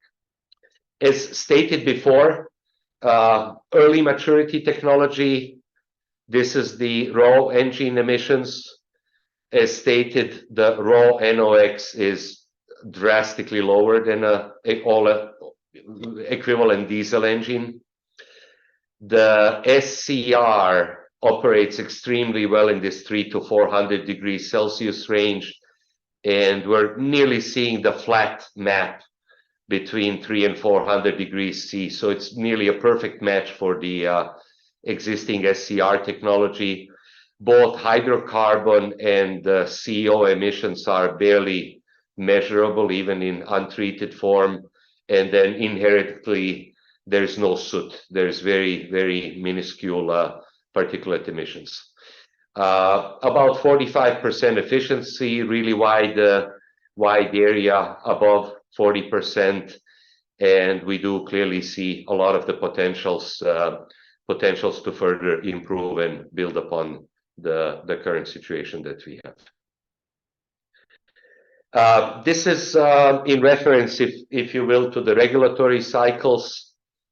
On the left-hand side, we are looking at the CO2 in the tailpipe. Yes, it is not zero, but we're seeing, 99.9 reduction compared to the EPA 2007 greenhouse gas standards. There's a moderate contribution from carbon compounds in hydrogen, believe it or not. We are finding about 100 ppm methane contamination in the hydrogen, even from multiple sources. When it gets combusted, it will produce CO2. There is a well understood consumption of the lube oil, and as stated with some of the earlier decks, that urea used in SCR does carry some of its own CO2 footprint, if you will, but the consumption of urea is also drastically lower than a comparable diesel engine. So on the right-hand side is taking the 35 milligram 2027 emission regs. FTP cold, we come in at about 37 milligram, hot at 4, weighted is about 9. So with very early stages of optimization, the transient calibration that we have is, quarter, if you will, of the standard as it is today.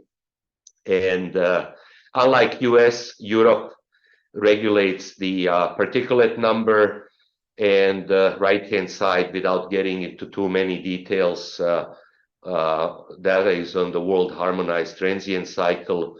We are once again substantially below the regulatory levels.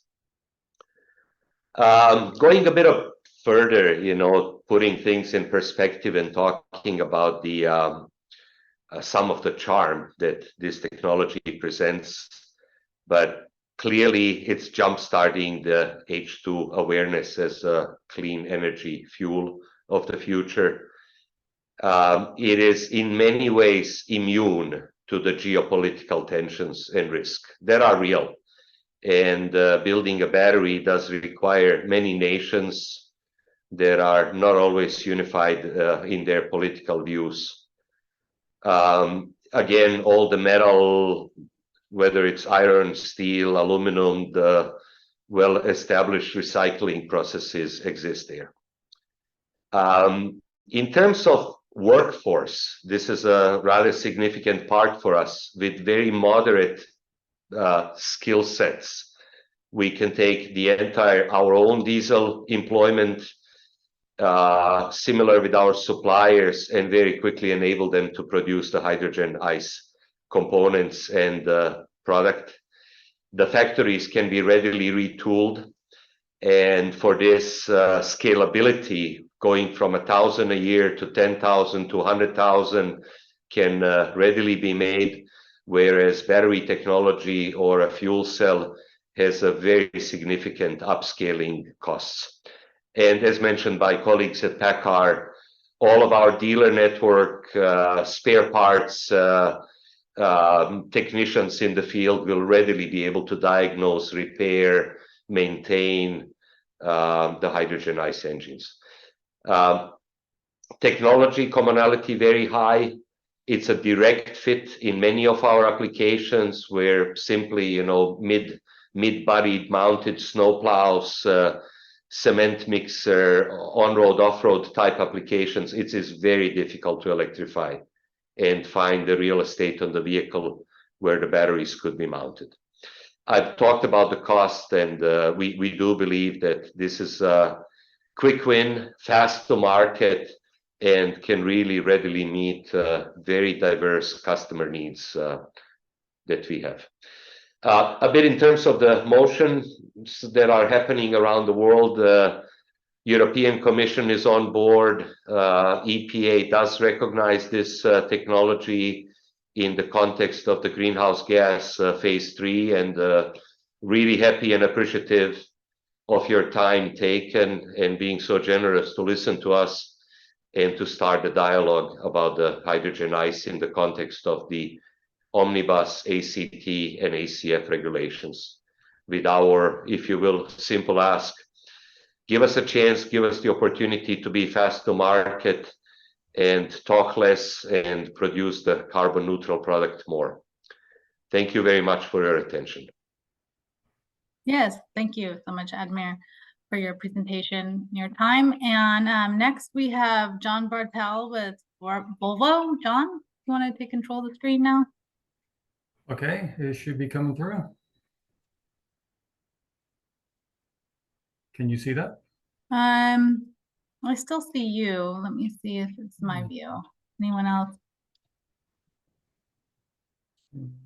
No, Oh. John, it's not coming through yet. Okay.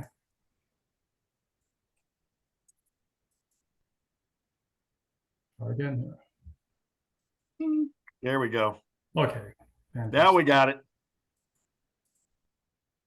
There. Yep. Now I Okay, see your screen.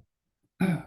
So John Bartel, Director of Powertrain Strategy for Volvo Trucks, representing the Volvo Group trucks today. So in North America, we're the Volvo Trucks brand and the Mack Trucks brand. And we have a variety of products, both diesel and electric, from refuse to our VNR electric, which there's a number of those in California. As with other companies, we definitely are for fuel cells, and there's yet a lot of challenges in fuel cells and that. So we're going to focus today on H2 ICE, and knowing where I was in the order, instead of getting into some details, because I knew they would be covered, trying to keep it at a high level in the market for California here. Okay, so why are we proposing to develop H2 ICE engines? You've heard this, I think, a few times now today. But Volvo Group, ourselves, we're committed to our reduction in CO2, and our customers are actually very committed to reducing their CO2. And it's very surprising over the past year how many customers are trying to take things into their own hands to reduce their carbon footprint. So it is being endorsed very much by our customers on reducing CO2. The H2 ICE offers advantages over diesel, and obviously some advantages over BEV and fuel cell, or we wouldn't be proposing it, especially in the shorter term, as you've heard. The H2 industry is being heavily promoted right now and subsidized. So with the IRA and the European Green Deal and so forth, there's a lot of momentum behind us to get the H2 infrastructure out there. And H2 powered internal combustion engines, it builds on our existing industrial system. So besides our dealer network and so forth, also our industrial system can support, as you've heard, higher volumes and quicker lead time to production than say fuel cell. And battery electric has many challenges too on ramping up production. And besides the tank to tailpipe, tank to wheel low CO2, we also are well positioned regarding the CO2 emitted during production. So the amount of CO2 to make the product is much less than, say, a battery electric. Okay, so the advantages, I'm not going through this chart by any means, but this was put out a couple of years ago by McKinsey, and it does a good job of looking at all the different constraints versus four technologies and the pros and cons, and it's done by different colors. So the light blue is high performance, that's the best, and very dark blue or black is the lowest performance. And you can see of the four main different type of zero or low emission technologies, none of them are perfect, right? So taking today's diesel and running some type of biofuel or synfuel is very good for some things, doesn't lower NOx typically, and also has, depending on efficiency, not as good as a battery electric efficiency per se. So if we take a couple of these, low CO2, you can get up to 100% reduction depending on the technology and what you account for after treatment system and so forth. But again, you've heard that where 95% to 100% reduction of CO2 we can do rather quickly here. Low particulate, low to know, depending on where your level is there, and considerably lower NOx than diesel. So definitely advantages there. Lower capital costs than BEV and fuel cell, and I agree with some of the earlier statements. Our projection on those are definitely, let's say the ones presented earlier were more optimistic than our projections in the future. Also, the payload, battery electric truck is actually quite heavy, especially when you need to go to long range. So whether it's the payload or the chassis space, the H2 ICE really helps in some of those applications that are hard to move over to ZEV today. We know that the H2 infrastructure is an issue right now in H2 ICE, but the infrastructure, as stated, will benefit both H2 ICE and fuel cells. So getting two different technologies that require the H2 infrastructure certainly help pull that in faster.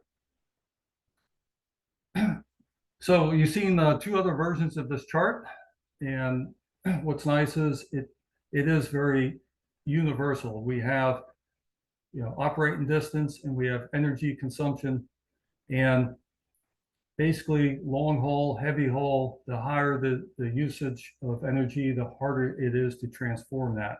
So out in this area, we really see two different regional hauls. Everyone kind of says, oh, regional haul, that's easy to make battery electric. And when you look at averages, that can be true. So a daily average miles, but there's many customers who will use a regional haul to a much longer mileage once or twice a week. And when you displace maybe 5 or 10% of their trucks with battery electric, they can handle that. But when you start to try to go up to 50% battery electric or 50% fuel cell or whatever, you have to be able to handle those longer ranges. So we see that regional haul, there is a section that battery electric can handle, but there's also a section that needs other technologies or improved technologies. And of course, long haul, without saying, we need good long distances, short time to refuel. So if you can't go 3,000 miles on 300 gallons of diesel fuel, then you need quick times in between so you can extend the range.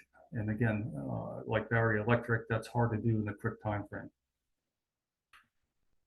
Okay, I'd like to focus a little on California and the ACT, and we haven't talked too much on this. Back in actually, CARB's document is a breakdown of different types of bodies versus the commercial fleet in California. And the tractor day cab, which is #1 in California, is not actually #1 nationwide, right? So California is already a kind of a different fleet than what you would normally expect across the 50 states.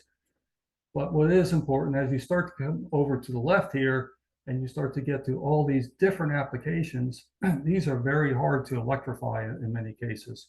So H2 ICE, not to say that they can do all of these, but the message here is just no solution fills it, right? So it's some will be battery electric, some will remain some type of internal combustion engine, some will be fuel cell, but we need the whole arsenal there to really transform the whole fleet. Another thing that's unique for California, when you look at the national split of customers, we have small customers, medium, large, major, and mega, right? And when you look at the national split, about 50% are small to medium, and the other 50% are the large to mega. But when you look at California, and this is by registration, so you will get a different view if you look at the California fleet, the way you define it by anyone operating in California. But when you look at the registration, and that's where the ACT is focused, because those are the ones that we have to sell to, the industry split is much different. About 80% of California fleets are actually small to medium.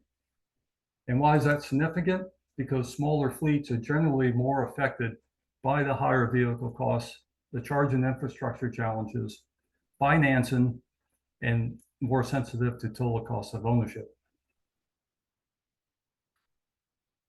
So when you compare the H2 industry to on-highway trucks and our industry, on the left side, We got to get the H2 production, and of course there's gray, there's blue, there's green. Whether you do carbon capture, we all like to get to green. The incentives there, I believe it's $3 per kilogram in the IRA, is you got to be at least very close to the full green at 85% to really spike up to get that $3 per kilogram incentive. When we talk about the $4 per kilogram for the customer to make it a good business case, remember that's at the fueling station, not production costs. So that's when you're filling your truck, that's about the $4 per kilogram area that we're talking about. The network infrastructure, refilling stations, which is an outcome of this, and the price per kilogram at the refueling station, as I stated. From our OEM group metrics, we want time to market, we want it soon, but we're also challenged with the balance of budget limitations, engineering resource limitations, technical maturity. So again, that's where H2 ICE comes in versus fuel cell. In our case, it's much more mature technology. And we have very limited development capability as an industry. We're all working very heavily right now, both vehicle and engine, on EPA CARB 27 requirements. So therefore, anything that can run parallel to that and be a synergy to that is much better for us to bring into the market. So H2 ICE is less affected by these factors than fuel cell. So in summary, with the current ACT regulation, no combustion engine can count towards an ACT sales percentage. So therefore, solutions that can reduce NOx and emit low NOx low CO2 are being excluded. We have a risk that diesel sales need to be limited to stay in compliance if we can't sell enough ZEVs. By allowing H2 ICE to be counted as a ZEV, will provide an alternative for customers to reduce emissions and meet their corporate goals, lower emitting vehicle options with less weight and more space for packaging, a lower initial purchase price, which can be very important to them, and that will help facilitate fleet turnover and regulatory compliance. Quick refueling times, and that, as I stated earlier, can help extend the range of the vehicle. The total cost of ownership, that will improve. So even if it's not favorable when they have the truck or first buy the truck, as that TCO will improve as the H2 price per kilogram gets lower in time. And then the additional H2 demand will accelerate the infrastructure for the fuel cell penetration. So H2 ICE can help accelerate alternative vehicle adoptions and should be considered as a viable solution for the ACT ZEV compliance. That concludes my presentation. Thank you. Great. Thanks so much, John. We have two more presenters. Jacqueline Birdsall with Toyota. Jacqueline, are you here? I am indeed. Let me figure out how to share my screen here.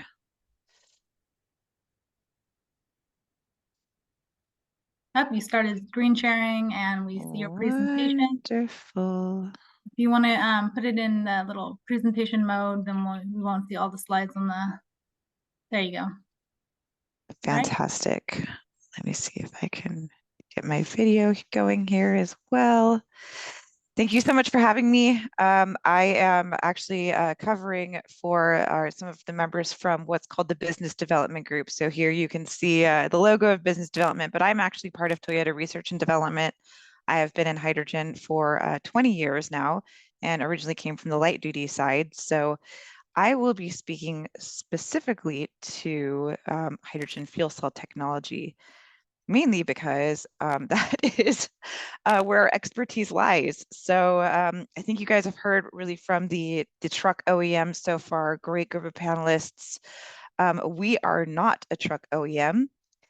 So why are we here? Well, we are experts in fuel cell technology. We have hundreds of millions of miles of real world road testing, or not even testing, of commercialization of fuel cell electric vehicles. We lease and sell our Toyota fuel cell electric vehicle, the Mirai, to our customers here in California, as well as in Europe and Japan. We believe that we do have a commercial ready fuel cell system. And so looking into different opportunities to decarbonize using our fuel cell technology has really been a focus of Toyota, and one of the many options of zero emission powertrains that we can proceed with to achieve our decarbonization goals. So kind of as a background, in 2017, we worked actually with the state. So thank you to the state of California. They kind of said, well, hey, have you guys, you guys have great fuel cell technology. Have you ever thought about putting into a Class 8 truck? And, here at Toyota Motor North America, we don't make Class 8 trucks. But we said, don't see a reason why we couldn't. Again, we have confidence in our technology. We know our hydrogen fuel cell system can easily produce this type of power. So we purchased a Kenworth chassis, and here in our Los Angeles Research and Development Center, we built our first Gen 1, what we called Project Portal. This first system was built on the first generation fuel cell systems. This was what was in the first generation Toyota Mirai. We actually took apart 2 Gen 1 Toyota Mirais, put that powertrain into a Class 8 semi, and then demonstrated that we did have the technology to pull 80,000 pounds. We then went on to build an additional Gen 1 model, which we called Beta, and that was to further prove out the technology. And at this point, we were starting to get some real interest from around the world, because again, we are looking for ways to decarbonize all different types of, transportation and even now stationary products with our fuel cell system. And then through a grant with the state and through some great partnerships with Shell and with Kenworth, we were able to build 10 Gen 1 trucks. We call these Oceans, and they were moving goods around the Los Angeles area. Some are still in operation. A lot are out and around, gathering more interest in what is now our Gen 2 system. So we built 2 of these Generation 2 trucks. These were adapted fuel cells from our light duty market. As you've heard, light duty usage and heavy duty usage are very different. Heavy duty really requires quite a bit more durability. So we need to take that into account. But luckily, again, being really the experts in fuel cell, we think that we have the solution that's needed here. And then, as you already heard from Carl at PACCAR, we will be providing our powertrain system to PACCAR for the beginning of their production of the truck in 2025. Again, this means that we are taking a first-time role as a supplier instead of as an OEM. So if you have any questions related to that truck, I would like to defer you to our great partners over at PACCAR. So you've heard a lot about internal combustion engines. Real quick, just giving you a background of what the fuel cell powertrain looks like. Again, we have what's called a fuel cell stack assembly. It is 2 fuel cell systems combined to allow up to 170 kilowatts of total power with a simple OEM interface. So we can integrate this into Kenworth or Peterbilt chassis. We then have a hydrogen storage system. It's 58.8 kilograms of hydrogen storage at 700 bar, which again is the same working pressure that we use for our light duty vehicles. So we've heard a lot of talk about, commonizing the infrastructure and helping to improve the infrastructure for both IC and fuel cell. And we think that there is a big potential there to try to improve infrastructure for everybody. And then also we have an integrated fueling receptacle. We have a motor transmission. The e-drive is about 350 kilowatts of peak power. How do we get from 170 kilowatts from the fuel cell to 350 kilowatts at the motor? Good question. That is because we do have a high voltage battery assembly system, and that gives us 200 kilowatt hour of energy storage, which helps to combine to make that 350 kilowatt. So you could call us a fuel cell battery hybrid system.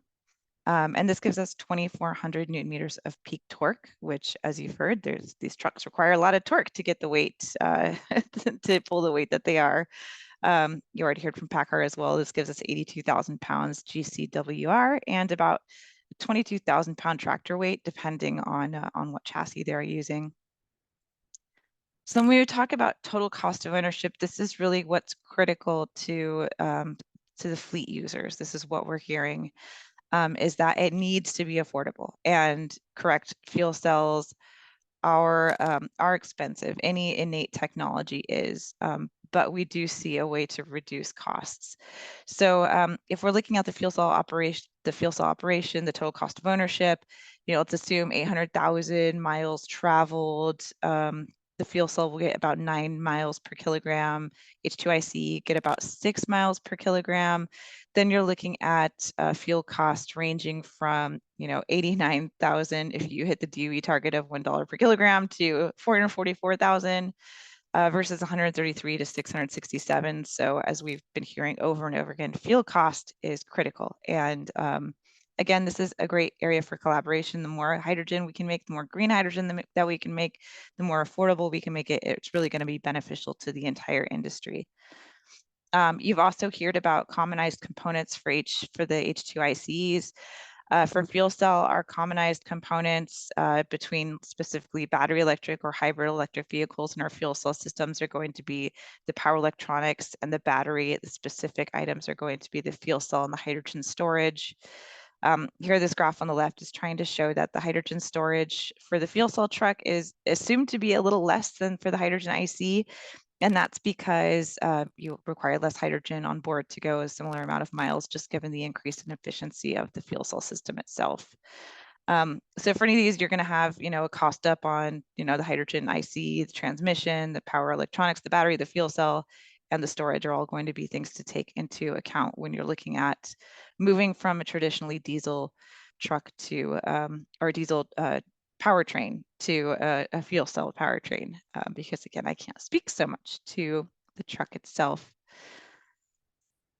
With that said, as I've already mentioned, this is just part of one of our many solutions that we are offering to decarbonize. We do believe that to achieve our goals will require a combination of battery electric, fuel cell electric, and hybrid electric powertrains.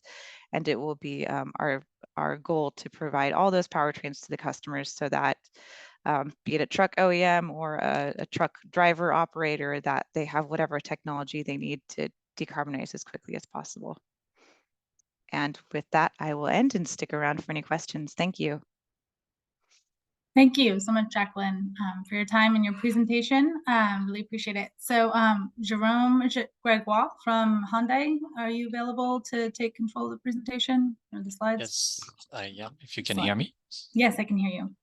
All right, so let me try to share my screen and let me know if you see the document. It should be not in presentation right now. That's right. Okay, and you have the full screen? Yes. All right, perfect. Well, thank you for having me. So I'm Jerome Gregoire. I work at the Hyundai America Technical Center, and I'm responsible for commercial vehicle development. My presentation today will be on hydrogen fuel cell trucks, and I'll be focusing on the current applications that we have deployed in North America, but also worldwide. So just an introduction slide that kind of mentions what Hyundai Motor Group, the scope of the group. It's really 54 companies. The Hyundai brand, of course. Kia is an affiliate to Hyundai Motor Group. Genesis for the more premium vehicles, and also Hyundai Translead, which is a commercial trailer manufacturer located in San Diego. The interesting other companies that I wanted to mention here on this slide are Hyundai Mobis in parts and Hyundai Glovis in other, and they are respectively our supplier for a majority of the parts that are going into fuel cells for Mobis, and Glovis is the internal logistics company who's playing a big role in the deployment of zero-emission commercial transportation. So all these companies are working on a full lineup of passenger and commercial vehicles. This is more known worldwide than in North America. In North America, we're so far have been focusing on light-duty vehicles, but we also produce mainly in Asia commercial vehicles that are going from Class 3 to Class 8, including the two vehicles that you see on the bottom right corner, which is the LXCity. That's a city bus that happens to have both a battery electric version and a hydrogen fuel cell version. And on the right side, an Exient Class 8 tractor. This is the European version, a rigid truck that is deployed in Switzerland. Talking about Switzerland, this was really the first application for a zero-emission powertrain outside of Korea, and it's been ongoing since 2020. For that application, the duty cycle is grocery delivery, so the trucks are refrigerated. They eventually come with an additional trailer, which gets them the Class 8 weight of near 90,000 pounds in Switzerland. And for that application, the focus was on a vehicle that had a shorter range of around 250 miles, mainly because Switzerland isn't that large of a country, and the vehicles were able to go back and forth from the warehouse to their destination. The delivery of vehicles started in 2020, and there's a couple versions of vehicles deployed. I have here the technical specifications. They're very similar to, from a powertrain perspective, from the application that is deployed in North America. So I won't go into all the details here, but I wanted to mention, so the range here, which is only 250 miles, applicable for that application. The onboard storage system, which is about 34 kilograms, which is provided by Faurecia. And in Switzerland, it's an application at 350 bar, which was a requirement or a wish from the local infrastructure. Other than that, most the specifications are similar. But the truck itself is not enough. We need an ecosystem that actually is reliable and performs. And in Switzerland, it's a green hydrogen electrolysis partnership. So you can see a little dam here on a river that produces renewable electricity. And on site, there is generation through electrolysis of hydrogen is being stored in the containers from a company that's called a Hydro Spider, and eventually goes to delivery at local gas stations. Another element that is kind of unique to the Swiss market is a pay-per-use structure. So the adoption for customers of new technology sometimes is easier if you have a all-in-one package. And so in this structure, customers pay by mile, and they provides the truck. Hydro Spider provides the hydrogen, and customers pay on demand to a company named Hydrogen Mobility Switzerland. So if we're focusing a little more into North America and the applications here, we have a 6x4 tractor that has been operating in California since 2021, since when we started our field testing. This is a tractor, 6x4 Class 8 tractor. Our architecture is similar to the other applications that my colleague from Toyota mentioned. We have two fuel cell power units that are derivative from Hyundai Nexo, which is a light-duty SUV, and those are provided by Mobis. Where we have differences versus the application that's in Europe is we have a H70 receptacle, so 700 bar pressure, storage pressure, or 10,000 PSI. And our vehicle range varies between 400 to 500 miles, depending on the duty cycle and the type of trailer that you are moving and the terrain. With 70 kilograms of storage on board and about 67 usable. This specific application has a centrally mounted motor that has a 350 kilowatt power, and there is a battery, which is about 72 kilowatt hour, which is making the bridge between the stacks and the motor in order to get that peak 350 kilowatt power. So I wanted to talk about the deployment that started earlier this year in California. It's called the NorCal Zero project. So this is a project that is made possible thanks to the California Air Resources Board and the California Energy Commission. So thank you for your support.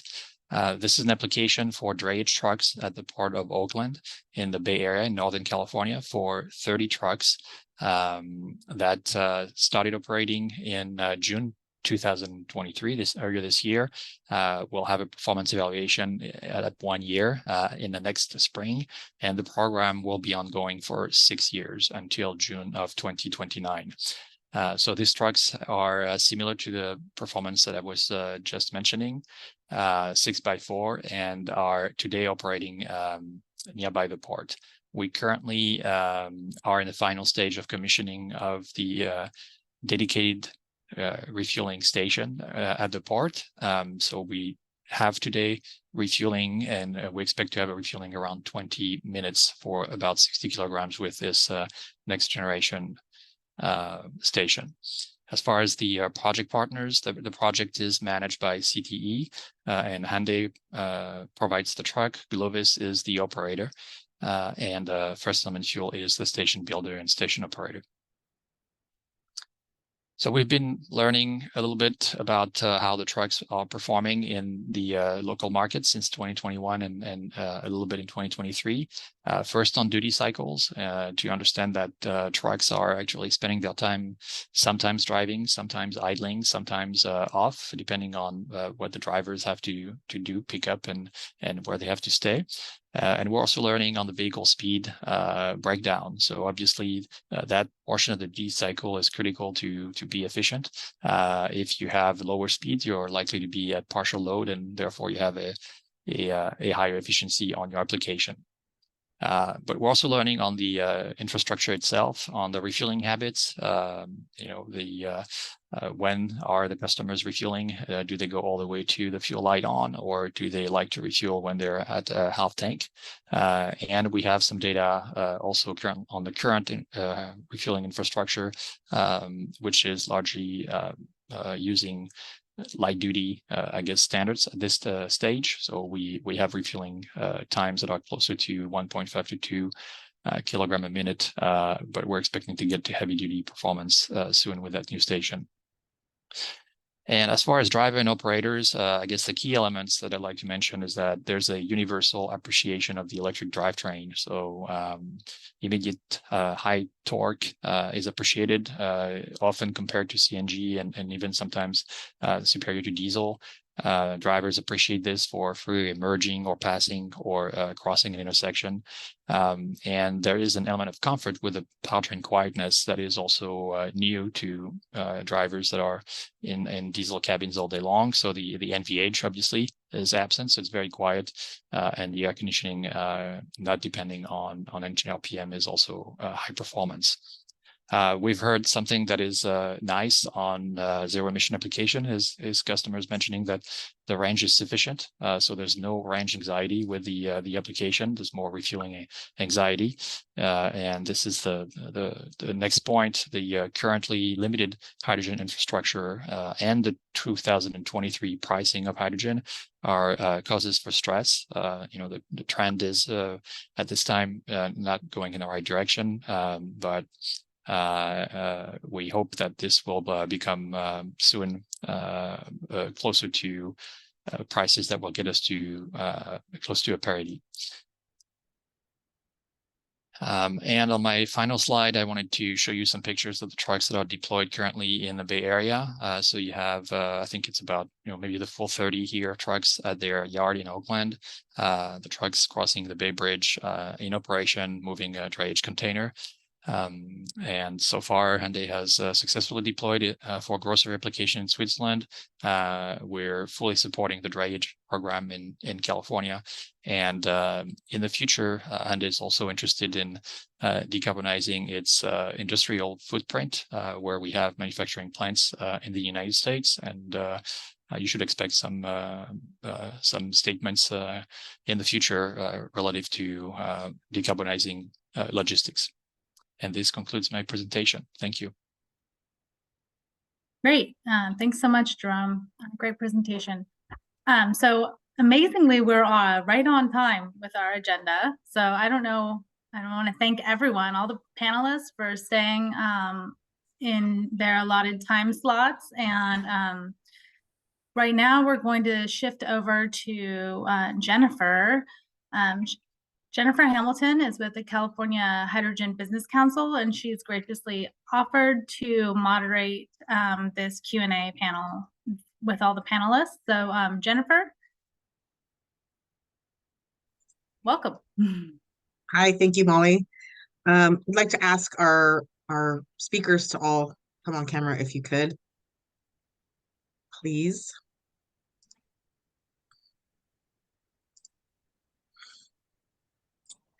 So as Molly said, I'm Jennifer Hamilton. I'm the Deputy Director of the California Hydrogen Business Council.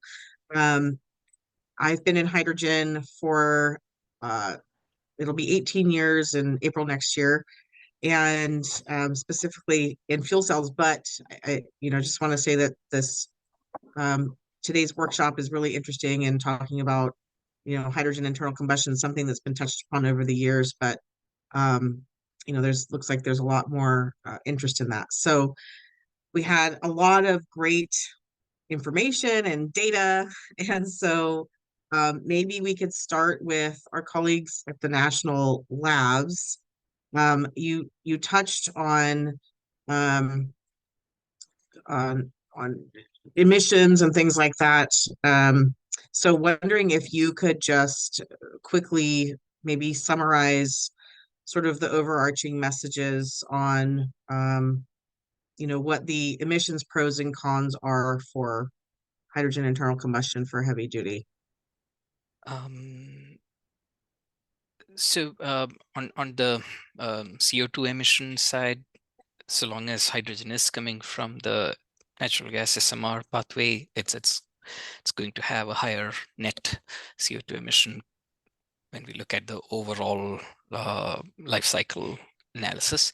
But as we get cleaner grid and cleaner hydrogen in the future, that would improve.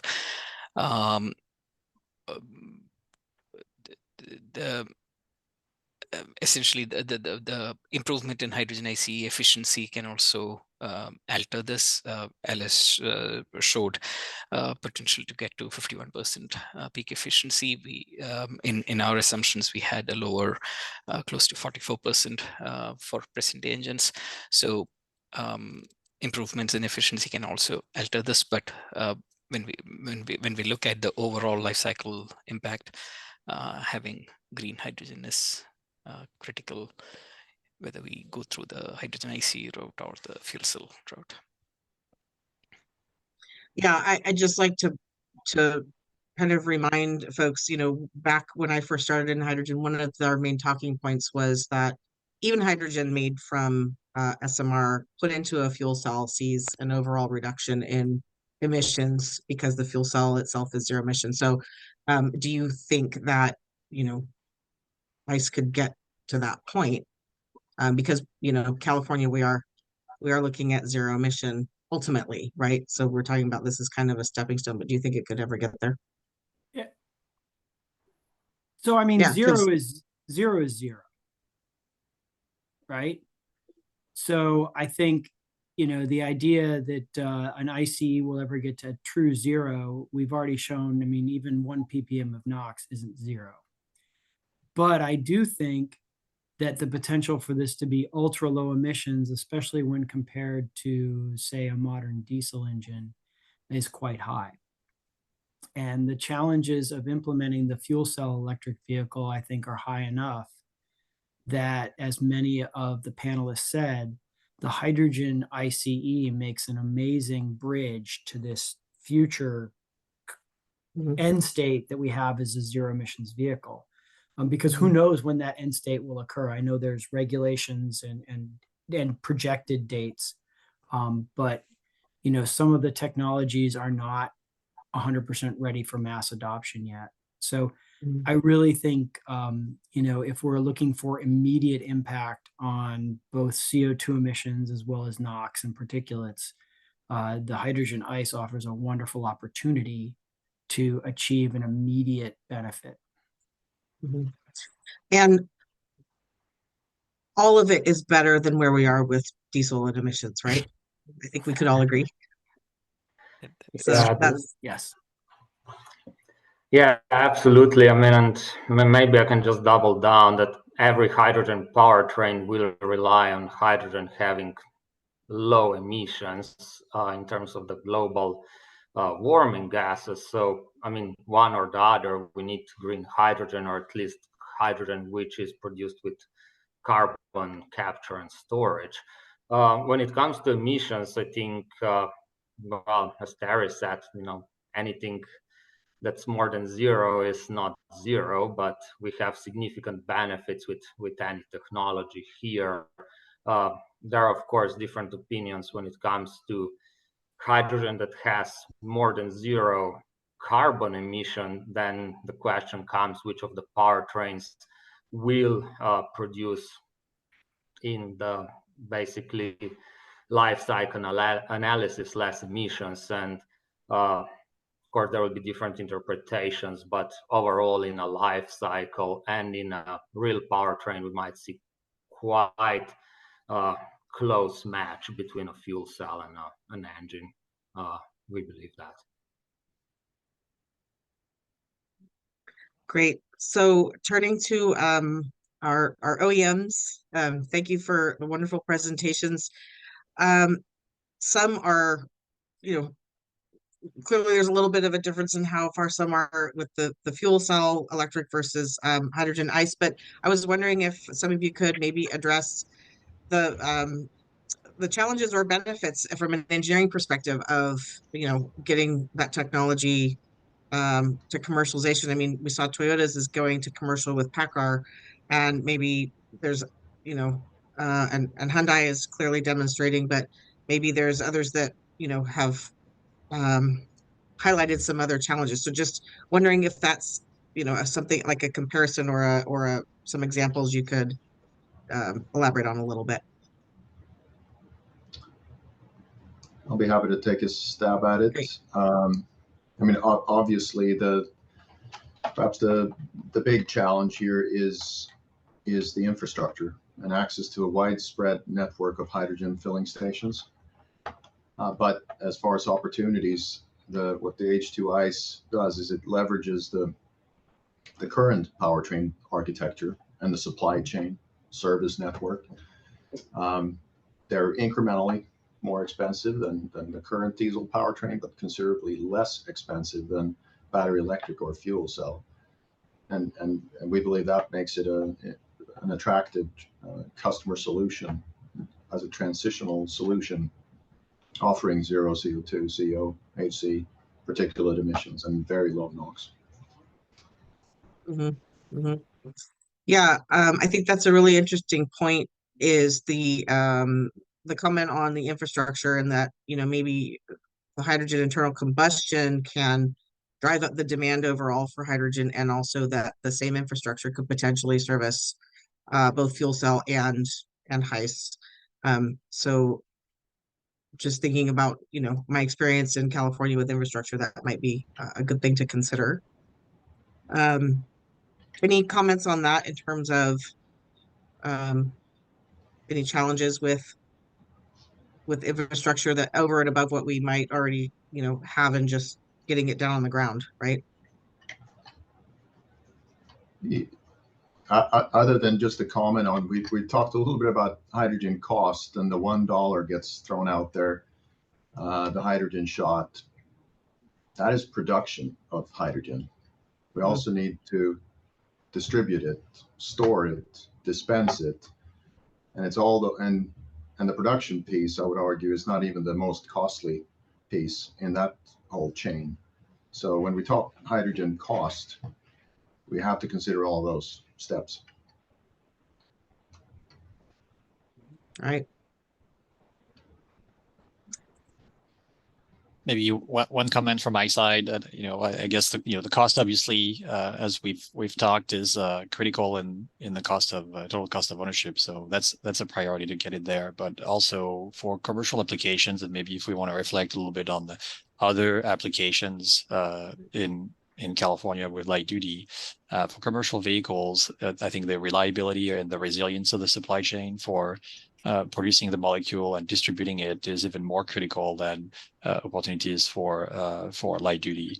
And then if you go into segmenting maybe some of the applications in the commercial field, you have trucks that will go from base and return at base, and eventually they can rely on infrastructure that they own and that they can trust. But you have then those who will need to refuel on the road, and it's pretty stressful, I think, for an operator to sort of decide to send trucks out without the full certainty that they will be able to make it back. So that's maybe a novelty or something that will become news in the future as there's more either ICE or fuel cell application that get in the commercial field. But the resilience is critical, especially after you've made maybe the decision to purchase an asset that's more expensive today, and with a fuel that's not at the price parity today. So there, price is price, and we have to work on it. But resilience is critical. Absolutely. I see Jackie nodding her head too. Any other comments to add to that? No, just that, for resiliency right now, I think one thing that we've learned from the light duty market that can be expected for the heavy duty market is that a lot of the downstream components, so the actual station components that we need to get the hydrogen into the vehicle, needs a lot more investment for the development of those components. So right now, if we're talking about redundancy, that means resiliency, that means more expensive stations, because we're going to have backup pieces of equipment, because it's not a matter of, if the component at the station will fail, it's when. So to Jerome's point, if we need to make sure that these trucks have access to fuel, we need to make sure that we have a redundant infrastructure. Yep, absolutely. So go ahead.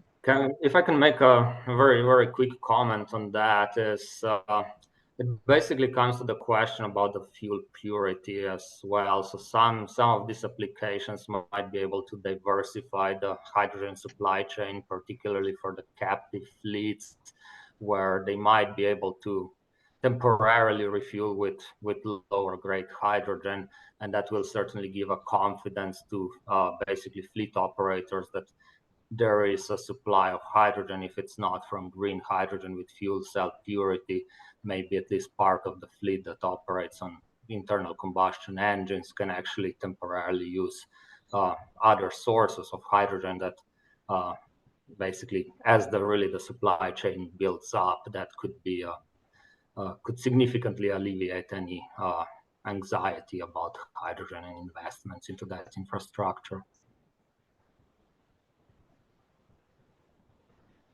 Yeah, and I think, not to go off topic, but that sort of lends to the, all pathways to producing hydrogen. That's one of the benefits. It can be made from so many different sources that we need to not be limiting on where we get our hydrogen from, at least initially.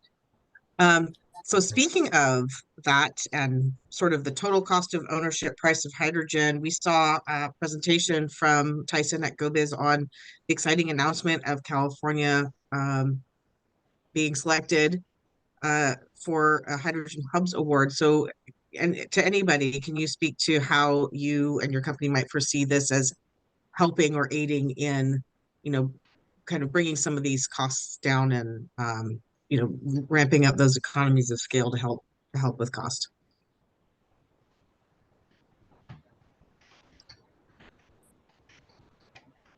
Girl. I think, broadly, maybe we obviously applaud any kind of incentive, because the question of infrastructure is always this chicken or the egg, whether it's the electric or hydrogen or any other technology.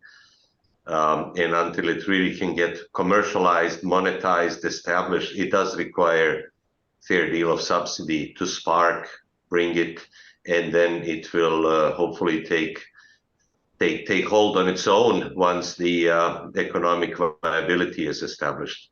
But to get to that point with any kind of startup technology, there's got to be a leap of faith, spark funding, and we obviously welcome that, because perhaps you noticed in my presentation, we're bullish on hydrogen, and for Daimler, it's not either or fuel cell or H2 ICE, it is both. And we do believe that both will ultimately require the infrastructure. Yeah, good point. Thank you. And I think we are indeed in a transition period here where we want to get to a stable supply chain for electrification in general, economies of scale, and a stable supply chain that is not vulnerable to geopolitical issues, but that's going to take a little bit of time, and that's where we are in this transitional period here, where I think we're wise to leverage what we have in the meantime. There's also something to be said about the incentives, which have a role to play in the interim as technologies come online, but ultimately the technologies have to stand on their own. We have to be able to wean off these incentives. There is, and we've raised this in other forums, and I recognize that's not for California to solve, but there's an obvious issue with the federal excise tax on expensive technology, that you could add a lot of money that eats into these incentives that are currently in place. So. And this is John. I'd just like to add one thing on the H2 hubs. Remember that those hubs are really focused around industry, getting a very large usage of H2 in trucks and buses and so forth. They're just a small portion of the overall hydrogen hub, output. So we need those other industries and make sure that they get anchored and use the hydrogen to help promote this, because the truck industry by itself isn't enough to drive that by far. So Sure. we need to look past trucks and make sure that that part gets anchored and well. Excuse me. Yeah, I was thinking, more along the lines of how the hub in California can help with, getting this market going, whether it be transportation or anything, right? And so that you're right, that it's a kind of an across the board approach. So we saw some great graphs from the OEMs on the sort of different roles of various technologies in the different sectors of the trucking, specifically trucking, short haul versus long haul and so forth. And there was some talk about the energy efficiency of the hydrogen internal combustion engine vehicle and fuel cell relative to diesel. So those, I think we saw for, some steady state applications, but how about for the more variable drive cycle and load? Like I saw a few graphs with some construction trucks, maybe refuse trucks, things like that. Can you speak to where, HICE might fit into there?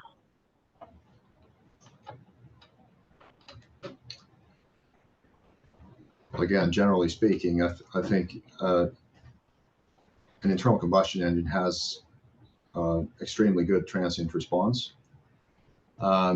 Fuel cell technologies usually are combined with batteries, which tend to help with during those transients to have the availability of battery power.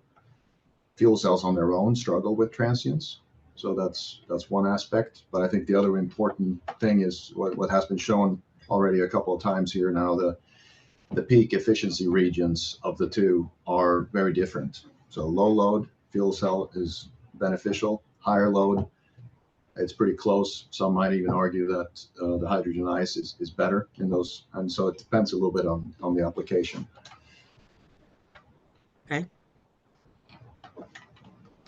Yeah, I can add to that too. One of the challenges, especially if you look at sleepers and big sleepers, California, there's a lot of goods being moved across the country, and the problem with the fuel cell is, as Carl just mentioned, the output doesn't sustain it. You need the battery. Well, how far will that battery take you up, Donner Pass and so forth, and so there's criteria that's actually hard for the fuel cell to meet if we want to replace big sleepers that go a longer range.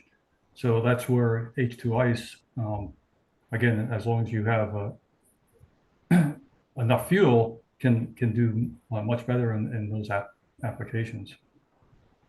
So back to our charts, not one application is perfect, or one solution is perfect for all applications. We see the right application has the right technology, and I think the market will go there when the products are there. I can only second that.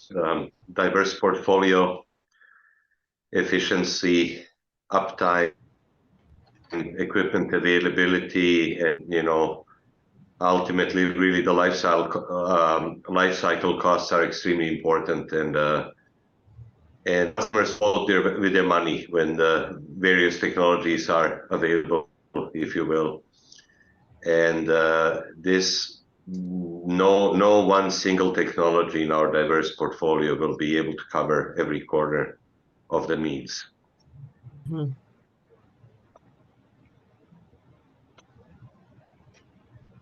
So Yeah, how so much? just maybe Oh, one sorry, go comment ahead. from my side. Yeah. So, we didn't talk so much about the noise, but I mean, in my neighborhood, I would appreciate, electric vocational trucks early in the morning. My day is Wednesdays, around 5:30 a.m. Not that it would resolve everything, but that might be an advantage of either a battery electric or a fuel cell. But then comparing the two technologies is quite difficult because you have to look at the full package and the application. And yeah, obviously you don't want to run your fuel cell at 100% because that's not where it's efficient. So that means you may have to size it differently. You may have to think about the size of your battery, and it's a different package. So if comparing the engine's production source itself is obviously relevant in some conditions, but you have to look at the full application, and then it becomes an optimization of cost, packaging. So it kind of depends on what ultimately the customer wants and expects. Yeah, if I just make one comment, that I think we've all talked about fuel cell versus hydrogen ice, but we always assume that the fuel cell comes with batteries and motors, as some mentioned.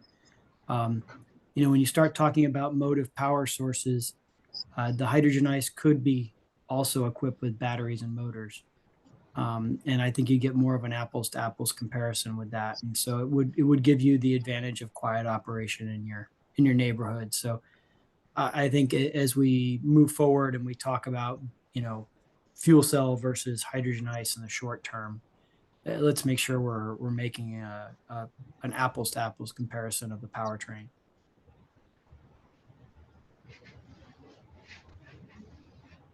Good, thank you.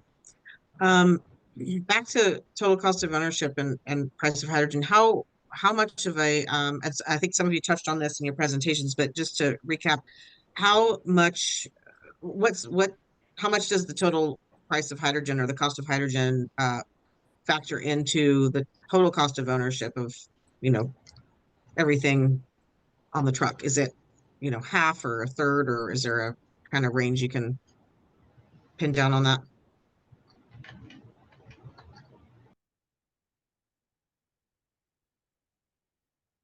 We all know it's as one of you pointed out, it's a little expensive at the pump right now for customers, and looking to, again, the hubs and other things to help drive that down. No pun intended, but Yeah. Again, as far as the total cost of ownership, it depends on the application. But if you're long haul, heavy haul type application, the cost of the hydrogen is going to be most of your TCO. most of it. Okay. It's very, very important. Yeah. And the table that was shown on the proportion of the fleets in California versus nationally was interesting. And so wondering how TCO fits into that if you're a small fleet owner and buying these new trucks versus the mega fleet operator and buying those trucks, if there's any sort of breakdown of TCO in that respect. Most trucking companies don't make a lot of money, right? Their percentage is quite small. So TCO is incredibly important. But that's also the finance charge for the vehicle. So the more the vehicle costs initially, versus the cost of the fuel. So it's a balance. And as Carl's saying, depending on how that asset is being used, it's going to directly affect the total cost of ownership. We also have to consider that the driver typically gets paid by the mileage. So we also have to have technology that keeps the driver driving, or the drivers aren't happy and won't drive that technology. So, and none of us mentioned it, but H2 combustion is much more like natural gas. It's quieter than diesel combustion. So the garbage truck will make less noise, although a lot of the noise by garbage trucks is more of the hydraulics and the banging of the metal and everything else. So unfortunately, that won't go away even with fuel cells. Yeah, we used to live across from a business that had a dumpster that would get dumped at to Jerome's point at 5:30 in the morning. And boy, that was jolting when that woke you up out of bed. Okay, let's see. Molly, we have what, about 5 more minutes on our panel? Yeah, that'd be great. Thank you. So maybe we'll just close it out and offer any of you to give any closing remarks or thoughts. Thank you all very much for your information, and yeah, just anyone who has any closing remarks. I would just say fuel cell versus hydrogen ice. Yes to both.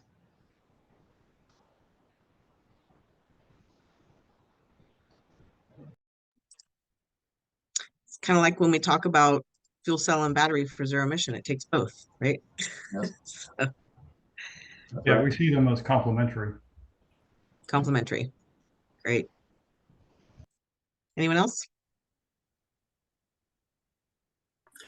Yeah, I would say there are definitely both complementary technologies, and they might both be needed for rapid decarbonization. It's ultimately it's up to the legislation which technologies will make it, and up to the fuel supply, of course. But ultimately, if both are allowed, we'll most likely see both. Great. Well, thank you all again very much for all the great information and discussion. And I'll turn it back over to Molly. Great. Thank you, everyone, and all the 400 attendees who have pretty much been on this whole time. I wanted to pass it over to Annalisa Bevan to give some closing remarks. And oh, actually, no, I'm sorry. We want to open it up for public comment before we do closing remarks. So we have right now 7. Yeah, please do. If you'd like to give a comment or ask a question, I can't guarantee that all the panelists will stay on. Some of them are at midnight their time. So I see lots of hands coming up. Paul Arnasia is going to be calling on everyone to state their name and affiliation and then ask their comment. So thanks, Paul. Yeah, so first we have Lee Janger, and after that, Chris Hedrick. So Lee, I've given you permission to speak. If you can give your name, affiliation, begin. Okay, shows that you're muted on your end, so you would need to unmute.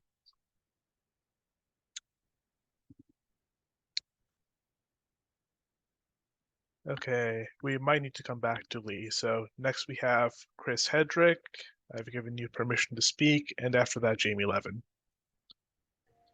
Hey guys, thank you very much for the presentation. Only one question. It's the most pressing question of the industry. Liquid or gas on board? That's what we all need the answer to. And Chris, you give your affiliation quickly. With H2 Energy Group. Thank you.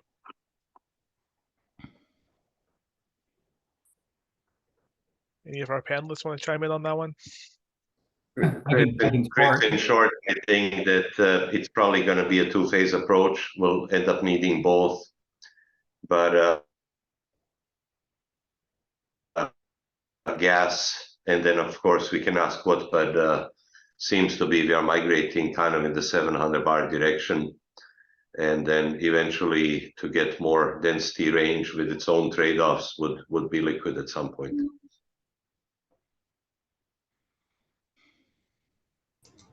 Yeah, just I guess a comment from my side. So all our applications are gaseous today, and I think as Admir mentioned, the protocols for refueling and the supply chain is probably more ready for gaseous at first, and once the technology is ready, things may change.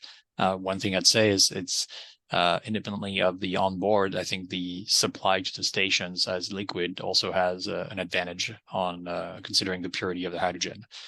So that's maybe it doesn't go all the way to liquid on board, but on liquid storage at the station is also an advantage.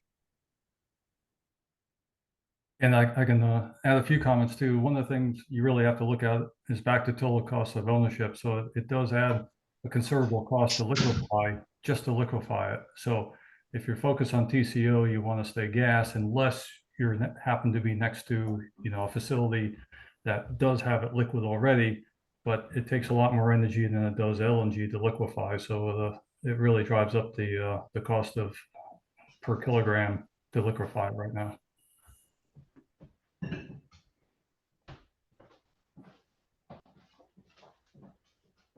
Okay. Thank you for your comment, Chris. And okay, we'll try Lee Jenger again. So you have permission to speak, Lee. If you could unmute yourself and give your affiliation. Okay, so we'll go to our next commenter. So Jamie Levin, I've given you permission to speak and give your affiliation and again. Thank you. Jamie Levin with the Center for Transportation and the Environment. Thanks, that was a really good panel and good presentations. But I found it interesting, Southwest presentation showing that at around 50% power output on the fuel cell, the efficiency drops well below 50%. The Daimler presentation showed that at net power, when you hit about 60 to 75 kilowatts, it also drops significantly and drops below the ICE efficiency. And then we saw with Argon's presentation efficiencies at 65 going up to 68. Now their numbers didn't show it relative to load requirements, but we're seeing continual improvements in fuel cell efficiency and the ability to handle transient power more efficiently. So I guess my comment here is I really would like the parties to be, and I think CARB needs to look very closely at relative fuel efficiencies based on different loads, different applications, because I think that's changing with respect to fuel cells. And if there are any comments from the presenters on what I just noted, I certainly appreciate it. Thank you.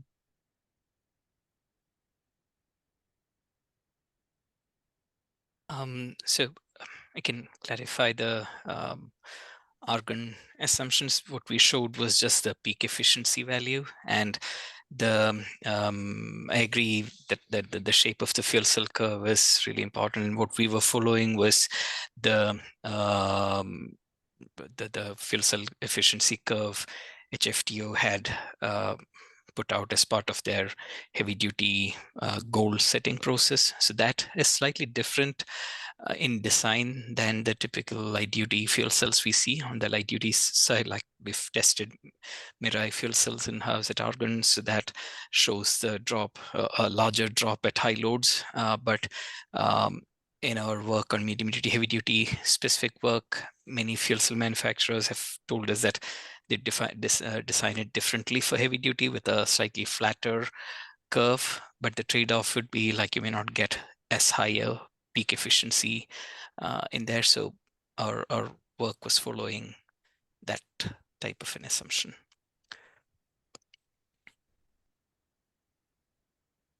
Yeah, I'll just comment that we do have several fuel cells under test right now at Southwest, and most of them follow the general shape of that curve with, some variation from manufacturer to manufacturer. I'll also say that the transient response of the fuel cell is getting better. We've looked at some fuel cell electric vehicles that do have the fuel cell acting in a transient manner that's, a lot better than you might have seen 10 years ago. So it's becoming more and more effective at handling transients. And then when you combine it with a hybrid powertrain, it's obviously got the ability to have a fully transient operation vehicle. So I agree the fuel cell is improving. I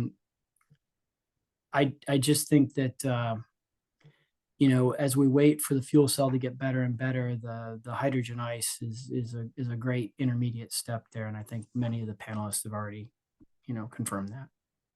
Thanks, Terry. I don't know if I'm still audible, but if I am, I wonder if Jackie is able to comment on their next generation for the Kenworth 2025 truck. What are you seeing with respect to efficiency and transient power response on your latest design? She may not be on any longer. But... Nope, I'm still here. Cool. For the fuel cell stack, again, it is dependent on the power request. But yeah, 60% is a reasonable number for efficiency. We have no problem with transient response. So for us, that's not an issue. And it's just a matter of how large you want to power, how large you want to size the fuel cell to get sufficient power from it. But I think our transient response is sufficient. And you haven't seen sacrifice in fuel efficiency as you've improved that response time? No. Response demand. No, typically the efficiency is linked to either the power or how old the stack is. Thank you. Okay, thank you, Jamie. So next we have Will Barrett. I've given you permission to speak. You give your name and affiliation, and after that, Dave Edwards. Hi, thank you, Paul. This is Will Barrett with the American Lung Association. And so I appreciate the conversation today. And one of the things that stood out to me in the panel discussion was this point, combustion engines are not zero emission. Several of the researchers noted that. There were a lot of interesting points raised through the laboratory presentations and really, helpful to hear that. But that concept, again, stood out in the panel discussion that we're not talking about zero emission with these combustion HEIS engines. So we've heard that that clearly, but also the discussion of the potential for actually treating combustion as zero emission. And we have real concerns with that concept in the context of meeting local and federal clean air standards and California's climate standards, excuse me. So we voiced that concern during the development of the ACT rulemaking, the ACF rulemaking at CARB, and at the state level in California and other states, and in the federal proposals, we strongly supported the transition to true zero emissions to best alleviate concerns and provide those real world protections in terms of local and regional air quality benefits and reducing local disparities. So ultimately, again, the Lung Association thinks that this would really weaken the signal and efficacy of the ACT and the ACF rules by treating combustion vehicles as truly zero emission, which they are not. So we think that again, would weaken the signal, weaken the associated health, clean air, and environmental justice benefits of California's life-saving zero emission rules. So with that, thank you very much for the conversation today. Thank you, Will. Okay, next we have David Edwards. I've given you permission to speak. You give your name and affiliation, and after him we have Rasto Bresny. Excellent. Thank you very much. My name is Dave Edwards. I work for Air Liquide, a hydrogen provider into various markets. First off, I'd like to say thanks so much for the panelists. It's been a very interesting conversation, hearing the perspectives from the state, from the research institutions, and of course from the vehicle manufacturers. Air Liquide is a hydrogen provider and fuel supply company, as most of you are aware of. But we're also infrastructure developers in that we own and operate stations, hundreds of stations around the world, including heavy-duty stations in operations for a number of years. And we're also one of the largest fleet operators in the US. So across the spectrum, we're impacted by the potential impacts of where IC engines could fit into the potential future for hydrogen. And I think as we think about the markets, as we think about the kind of investments that are going to be necessary, there's a couple of driving parameters. One is we have to have the economics to work out. We heard some of the comments earlier about the cost of fuel being one of the primary drivers for the total cost of ownership. That must be addressed. The cost of hydrogen, not just production, but also the distribution, hence the cost of station operation and supply to those. And we also need the sense of urgency. We need a schedule that allows us to have scale as quickly as possible. The only way we get the benefits that are clearly necessary for hydrogen participating in the heavy-duty markets is if we do this quickly and if we do it at a very large scale.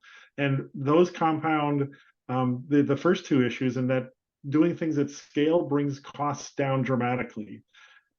The inclusion of IC engines into the ZEV programs will allow for that scale to happen more quickly. It'll allow for the investment in stations, recognizing that the stations are identical for a fuel cell vehicle and for an IC engine vehicle.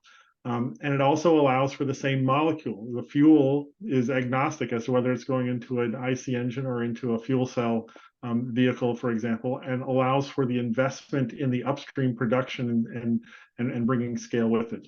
And all of that brings in the economics of the overall cost of ownership. So from that perspective, we strongly encourage the adoption of the IC engines as a bridge technology to get us to scale as quickly as possible. The single thing missing from our overall solution is scale today. Thank you very much, and I look forward to the further discussion. Thank you, Dave. Next, we have Rasto Bresny, and after that, Jared Sinclair. So, Rasto, I've given you permission to speak. You give your name and affiliation. Yes, thank you very much. This is Rasto Bresny, the Executive Director for Mika Clean Mobility. First, I want to thank the CARB for organizing this workshop, and of course, the panelists today for their excellent presentations that clearly explained why we believe that hydrogen combustion can be an important pathway towards decarbonization of the heavy-duty on-road as well as the non-road sectors. For those that may not know us, Mika represents the leading suppliers of clean mobility technologies for ZEV as well as conventional vehicles, including components that are essential for both hydrogen fuel cell and hydrogen combustion powertrains. So technology suppliers support the transition of transportation to the cleanest vehicle technologies.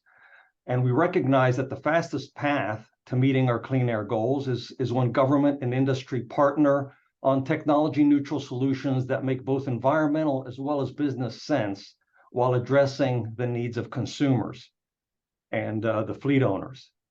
I think that the expanded flexibilities such as those provided by the amendments to the ACF are important for specific applications and duty cycles where pure ZEV vehicles may take longer to develop. And California is in a unique position because they have a very effective low carbon fuel standard as well as now the recent award of the hydrogen hub. And so the state is well positioned to take full advantage of the combination of low to zero carbon fuels with ultra low NOx engines. So we strongly believe that getting to the state's carbon neutrality goals by 2045 will be more resilient and certain by including multiple technologies, including transitioning through hydrogen ICE that accelerates the infrastructure development, the manufacturing utilization, the labor training, while meeting the needs of the fleets to conduct their business. So I really hope that today is just the first workshop on this topic, and it's the start of the conversation to how hydrogen combustion engines can help California achieve their air quality goals. And today we heard really from just on-road OEMs but there's an even greater number of non-road OEMs working on commercializing this technology because of totally different challenges that they're trying to solve with hydrogen combustion. So I want to thank you again for organizing this workshop and giving me this opportunity to say a few words. Thank you for the comments. Next, we have Jared Sinclair. I've given you permission to speak, and after that, Simon Godwin. Hi, everybody. My name is Jared Sinclair. I work with GLP. We're an investor in logistics, data, and renewable energy infrastructure. Not so much hydrogen, but more solar and wind power. So I'm a newcomer to this industry, but I want to thank the panelists for their excellent presentations. I was totally unaware that you could, with a handful of modifications or additions, convert a diesel truck to a hydrogen ICE truck. And so I think, a number of people mentioned this chicken and egg problem with the infrastructure, and it seems like a really compelling case to use hydrogen ICE as a bridge to getting to that zero emission future. I guess I had one question. It seems like with the CARB regulations, California is definitely ahead of the curve relative to the rest of the United States. And I'm curious to hear from the panelists in your conversations with other players in the industry, whether it's trucking companies or brands like, the Pepsis and Procter and Gamble's of the world. What are you seeing in terms of their willingness to adopt? And could these regulations that are starting in California, how do you see that kind of spreading across the rest of the US and other states or the federal government adopting these regulations? Thank you.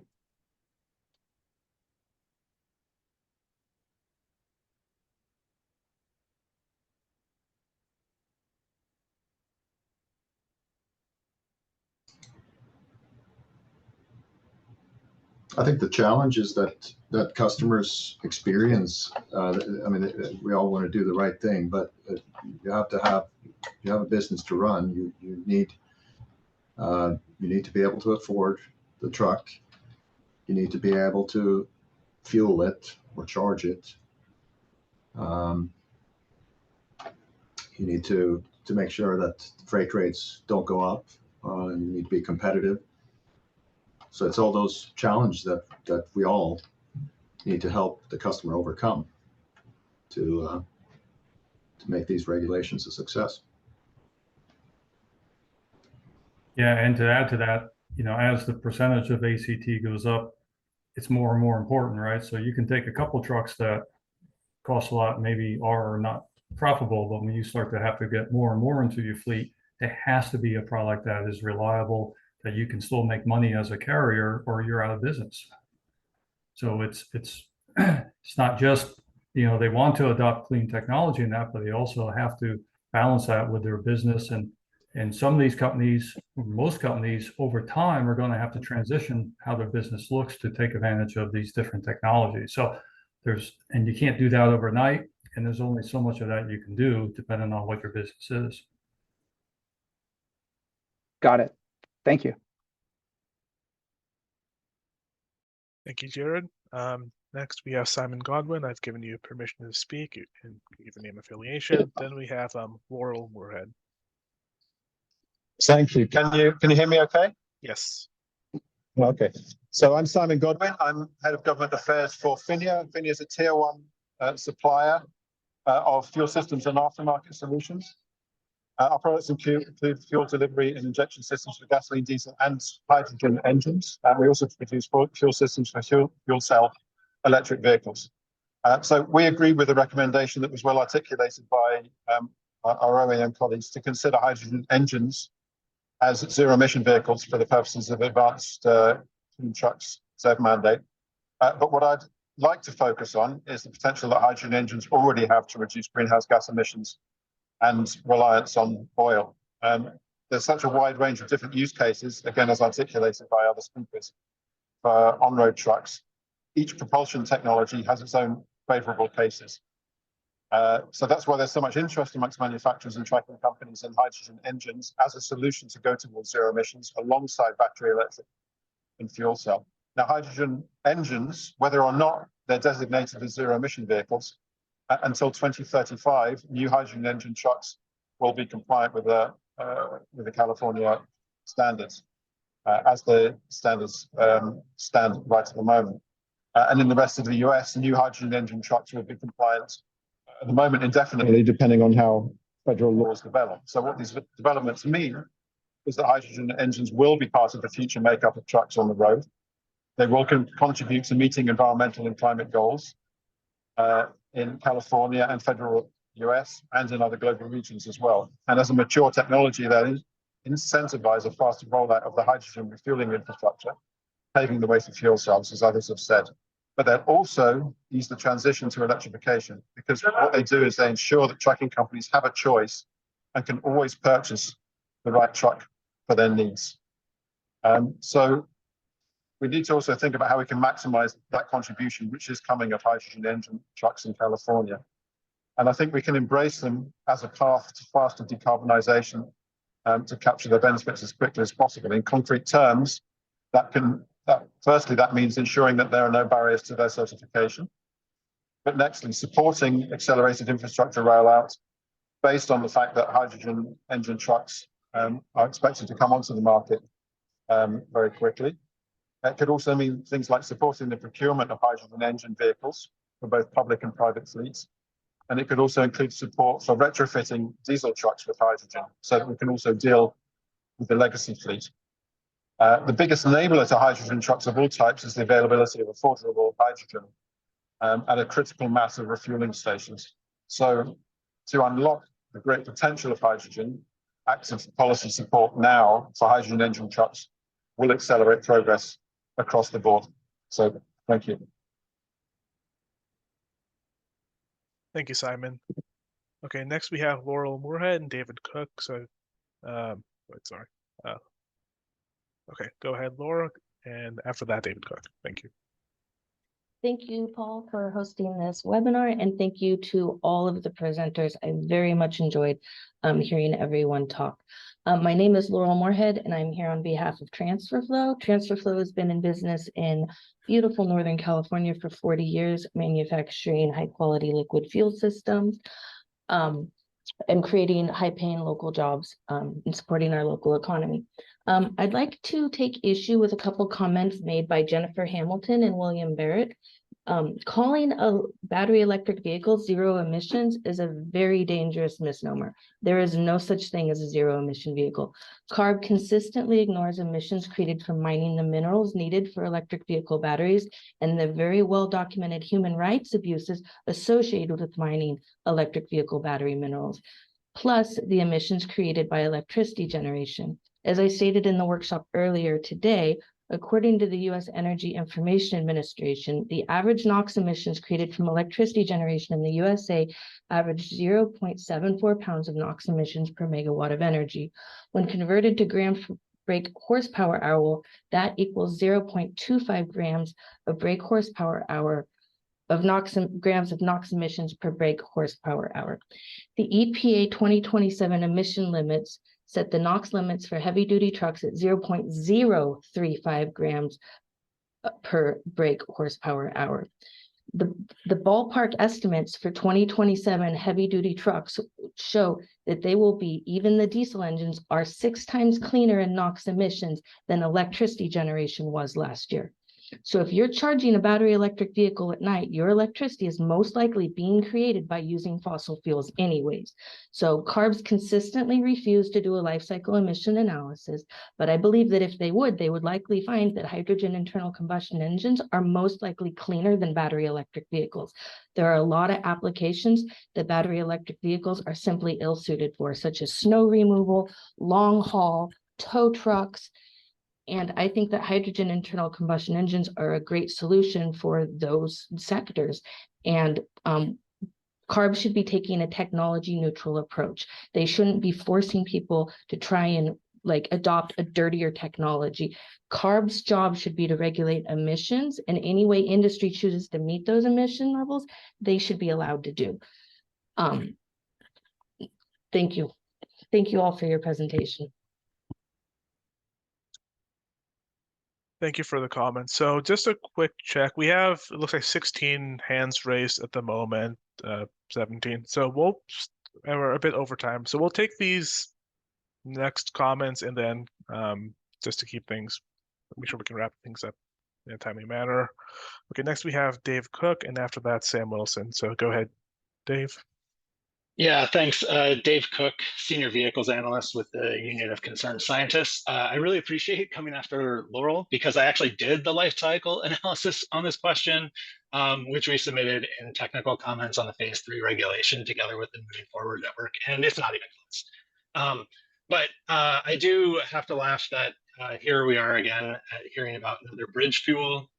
Similarities to natural gas are not lost on me, and perhaps that is appropriate since hydrogen today is essentially all produced from natural gas. And when you consider the fugitive emissions associated with natural gas is obviously not a better option than diesel from a greenhouse gas perspective. When you consider the inefficiencies of the SMR process and the inefficiencies of combustion generally, you're not necessarily better off than diesel from a life cycle basis with hydrogen combustion. And so, and I believe the Argonne folks, went into this, but so that doesn't even include the N2O, although I appreciate that Southwest acknowledged that N2O is an issue because surely that means that the Engine Manufacturers Association would support greenhouse gas testing on these vehicles as opposed to taking straight 0 gram per mile that they pushed. But so when you're talking about immediate impacts, it's not necessarily when on greenhouse gas front. From a NOx side, you're not necessarily better off because OEMs will spec the trucks the same 2027 standards that EPA has, which is what will define the after treatment used. From a PM side, you may have low soot content with spark ignition, hydrogen combustion, but the combustion literature has shown that the more efficient in-cylinder injection results in substantially more PM. And since you've already got DPFs on diesel trucks today, there's no really difference. So we're not immediately looking at any reductions in any pollutant from hydrogen combustion engines. So, but let's pretend that this is a bridge to somewhere. Let's say in the long run, you're getting hydrogen from clean electricity. Light duty fuel cells are about 3 times less efficient than a battery electric vehicle at using that electricity. Toyota's slides showed a 50% hit for hydrogen combustion over a fuel cell. So you're now talking like 4 to 5 times more electricity than just dropping that into a battery electric vehicle. It's really hard to understand from any emissions perspective, from any greenhouse gas perspective, what exactly this is a bridge to. And we've been down this road before with natural gas and giving incentivizing bad technology. I certainly support the comments from Will Barrett. This is a slippery slope. We can't spec something that clearly has emissions as a zero emission.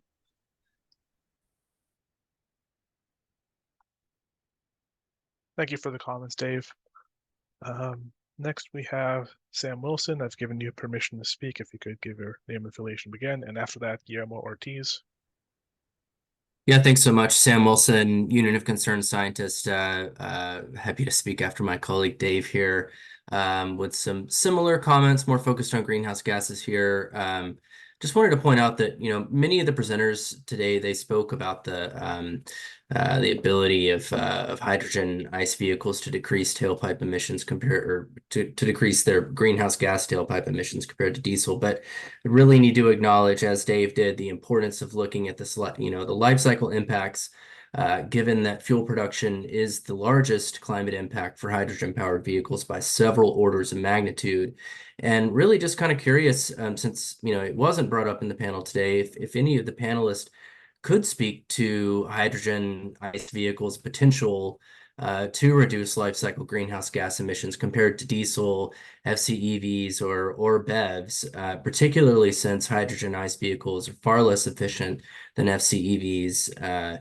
You know, also should note that you know, a fuel cell electric vehicle running on renewable powered electrolytic hydrogen today consumes about 3 times the amount of energy inputs per mile than a BEV, according to the literature. And I think Dave mentioned that as well. So just curious if any of the panelists can speak to that, the life cycle impact. I could probably mention, like, we looked at the overall the CO2 equivalent emission for diesel, hydrogen ICE, and fuel cells. And yes, when we consider the hydrogen production through natural gas SMR process, the overall CO2 emission is higher for hydrogen ICE. Fuel cells turn out to be slightly lower than diesels with that. So that's why we're mentioning that green hydrogen is necessary for any of these technologies to reduce the overall CO2 emission.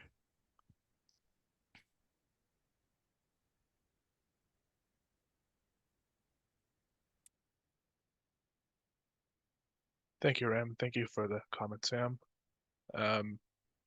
Okay, next we have Guillermo Ortiz. I've given you permission to speak. And after that, Sierra Olson. Hello, everyone. I'm Guillermo Ortiz. I'm a clean vehicles advocate with the Natural Resources Defense Council. Just want to say that I feel like I'm in good company with my peers, Dave Cook and Sam Wilson and Will Barrett as well. And I want to thank CARB for hosting this space so that we can have this important conversation. I think it's been said and by panelists and amongst some of the commenters, but I must reinforce that zero must mean zero. Clean truck regulations need and must guarantee emission reductions from heavy duty trucks, in particular to not only avoid false solutions, but, and what hasn't been said, is the impacts on frontline communities, in particular environmental justice communities, many of whom are low income and communities of color. In particular, while, you know, green hydrogen production is often cited as a pathway, it is not the dominant method in which hydrogen is produced. An overwhelming amount is from natural gas. And so until the majority of hydrogen is produced using renewable energy sources and clean energy sources, the environmental benefits of hydrogen are compromised. And I think we need to be careful about how we're characterizing zero emission vehicle technologies. And we need to make sure and stick to that principle that zero means zero. Thank you. Thank you for the I call. do have a question though. Does that mean then we shouldn't deploy BEVs until all electric is produced green also? I'm thinking that we can make our efforts to clean our grid and not create false solutions that we're seeing perpetuating to prop up the fossil fuel industry. Thank you. Thank you for the comment. Next, we have Sarah Olson. I've given you permission to speak. And after that, Chamila Tessera. Apologies, mispronounced that. Thank you. I'm Sarah Olson with Environmental Defense Fund. I want to thank CARB for holding this session today and the panelists for sharing their insights.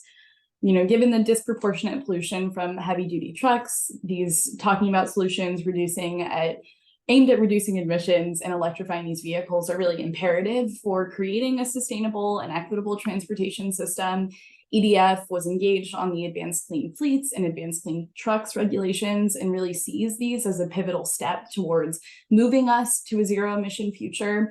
And we recognize that hydrogen will play a role in that transition, but want to ensure that this technology is deployed carefully and correctly. So to echo some of the earlier comments, we heard numerous times during today's discussions that hydrogen internal combustion engines do release air pollutants. So these vehicles are not truly zero emission, and we want to ensure that they are not considered as such, and that CARB remain focused on electric and fuel cell trucks and true zero emission solutions. So we look forward to continuing to support CARB's efforts in this area and appreciate the time devoted to these conversations. So thank you. Thank you, Sarah. Okay, next we have Jamila, and after that, Nico. So I've given you, okay, now I've given you permission to speak. If you can unmute yourself and begin. Yes, thank you very much. This is Chamila Tessera from Deutz Corporation. We are an engine manufacturer of off-highway engines, including our latest hydrogen ICE engine. And we really appreciate the contributions made by the panelists today. Deutz, as the oldest engine manufacturer, are often asked to support a variety of applications surrounding H2 internal combustion engines in various markets around the world. H2 ICE technology is quite attractive to our customers that are currently invested in decarbonization initiatives. In fact, we see that H2 ICE is more adaptable and cost-effective technology into current equipment segments than fuel cells utilizing existing service network and support network with incremental updates. At Deutz, we support a diversified H2 infrastructure and H2 hubs where off-road highway segments could also tap into. That would be a great fit for us as well. Deutz is committed and ready to move forward with hydrogen ICE engines into the market. And what we seek is more attention given to H2 ICE from regulatory bodies such as CARB and EPA to recognize the technologies and as a viable solution to these application demands that are most suitable as well as the ability to achieve the emissions reduction targets that is sought.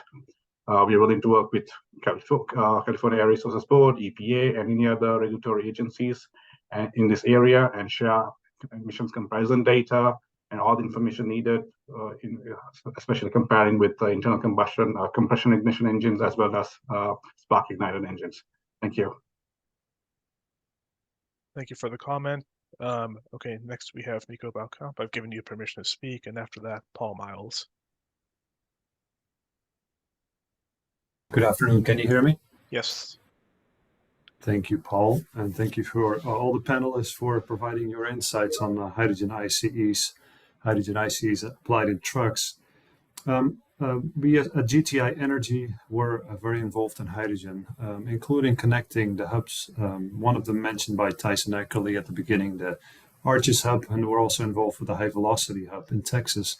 And to connect those two hubs, we have a project funded by DOE called H2LA, Houston to LA, and we're working on the planning of heavy-duty hydrogen truck fueling infrastructure between Houston and LA.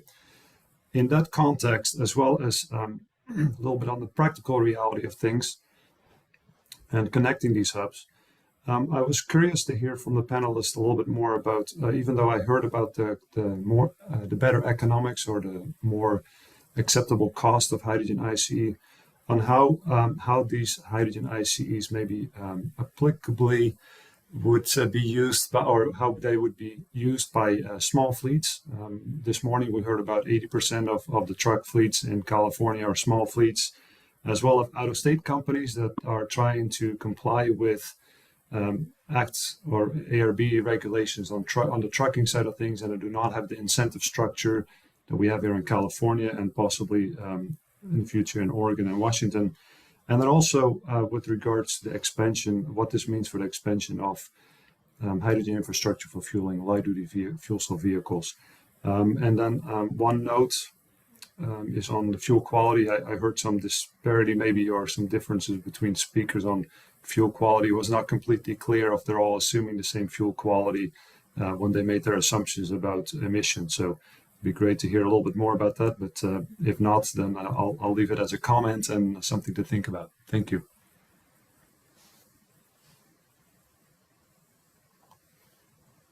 Thank you, Nico.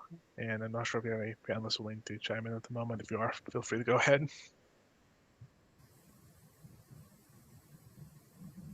All right. Thank you for the comment, Nico. I guess we'll be thinking about that one. You're welcome. Okay, next we have Paul Miles. Paul Miles, I've given you permission to speak. And after that, Christina Kubrin. Okay, thank you. I'm Paul Miles. I manage applied combustion research at Sandia National Labs. We're an FFRDC who mostly does work for the U.S. Department of Energy. I'd really like to hear the panelists' perspective on some of the TCO boundary conditions that we're using. You know, for both TCO and LCA, depending on what assumptions you make, you can support almost any conclusion you want to. And a couple of things that are really important are the duration of a TCO analysis. We have seen, you know, folks within the 21st Century Truck Group talking about natural gas, saying that many of the customers are looking for 18 to 24 month payback periods. And I guess my question is that a realistic expectation for TCO? And I would also be very interested in your perspective on how we can even estimate resale value, what the durability of fuel cell stacks could be. I mean, there's lots of questions that put huge error bars on the results. And so, Ram, your input on this would be most welcome as well.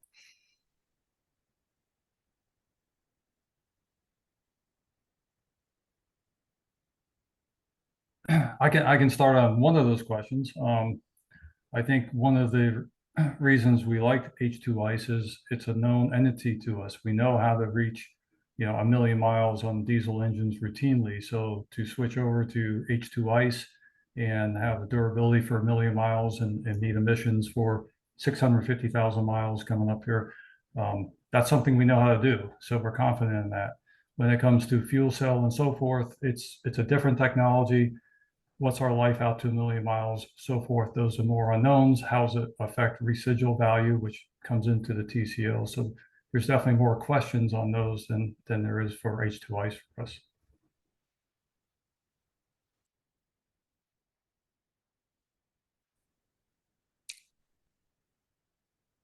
Paul, on the service time and VMT and all, the assumptions vary with the type of vehicle and how that is used. So we generally tend to go by the guidance from 21st Century Truck Partnership, and then on the service time and lifetime of the vehicle, and then look at some sensitivity on the vehicle miles traveled to look at TCO calculations.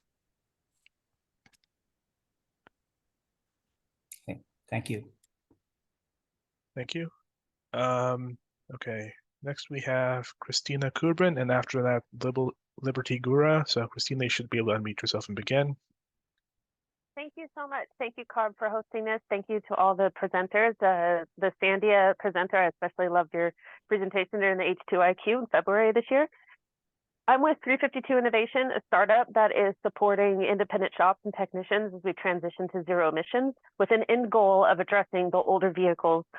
And I wanted to mention that should legislations and governments embrace hydrogen internal combustion engines, we open up opportunities to provide consumers an alternative means to keep the cars that they love, to keep the classic cars classic, the hot rods of hot rods, keep that sweet symphony of controlled combustion going. And it also buys time to train technicians to work on fuel cells and battery electric vehicles. There is currently a 5-to-1 technician shortage, and the California Energy Commission forecasted California meeting the 5 million zero-emission vehicles on California roads instead of the 2030 goal by 2025. That means by that definition, battery and fuel cell only, California is going to need at least 11,000 trained technicians. And according to Automotive Service Excellence, now that doesn't include dealerships, obviously, but they're struggling too. There's barely 3,000 trained technicians that are certified in hybrid and battery electric vehicles in the United States. And we're going to need 11,000. So that buys time to get training done. And it keeps the jobs in working on engines and the conventional drivetrains. It also provides a low-cost option for small businesses that have small fleets of light-duty vehicles to convert it to hydrogen rather than have to purchase all brand new vehicles to replace their entire fleet. And by embracing hydrogen combustion, the advancements in engine control technology can lead to further reduction in emissions, which has already been seen and proven via reports out of the national labs and Society of Automotive Engineers, where they've looked at homogeneous charge compression ignition and various derivatives of that to further reduce emissions. So by embracing it, it brings the funding and the opportunity to further reduce the emissions. And who knows, we could even advance to the point where the incentive is there to create a lubrication oil that no longer burns any emissions out. You know, there's a huge opportunity. And I'm so grateful for this opportunity that CARB presented to bring H2ICE to the forefront. Thank you so much for letting me talk. Christina Kubran, 352 Innovation. Thank you so much.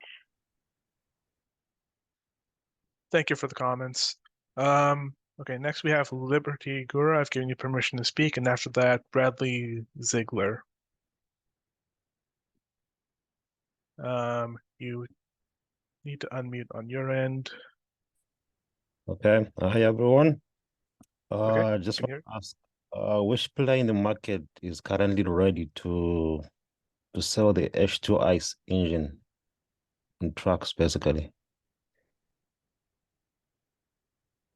Thank you. Thank you. Are any of our panelists willing to speak on that?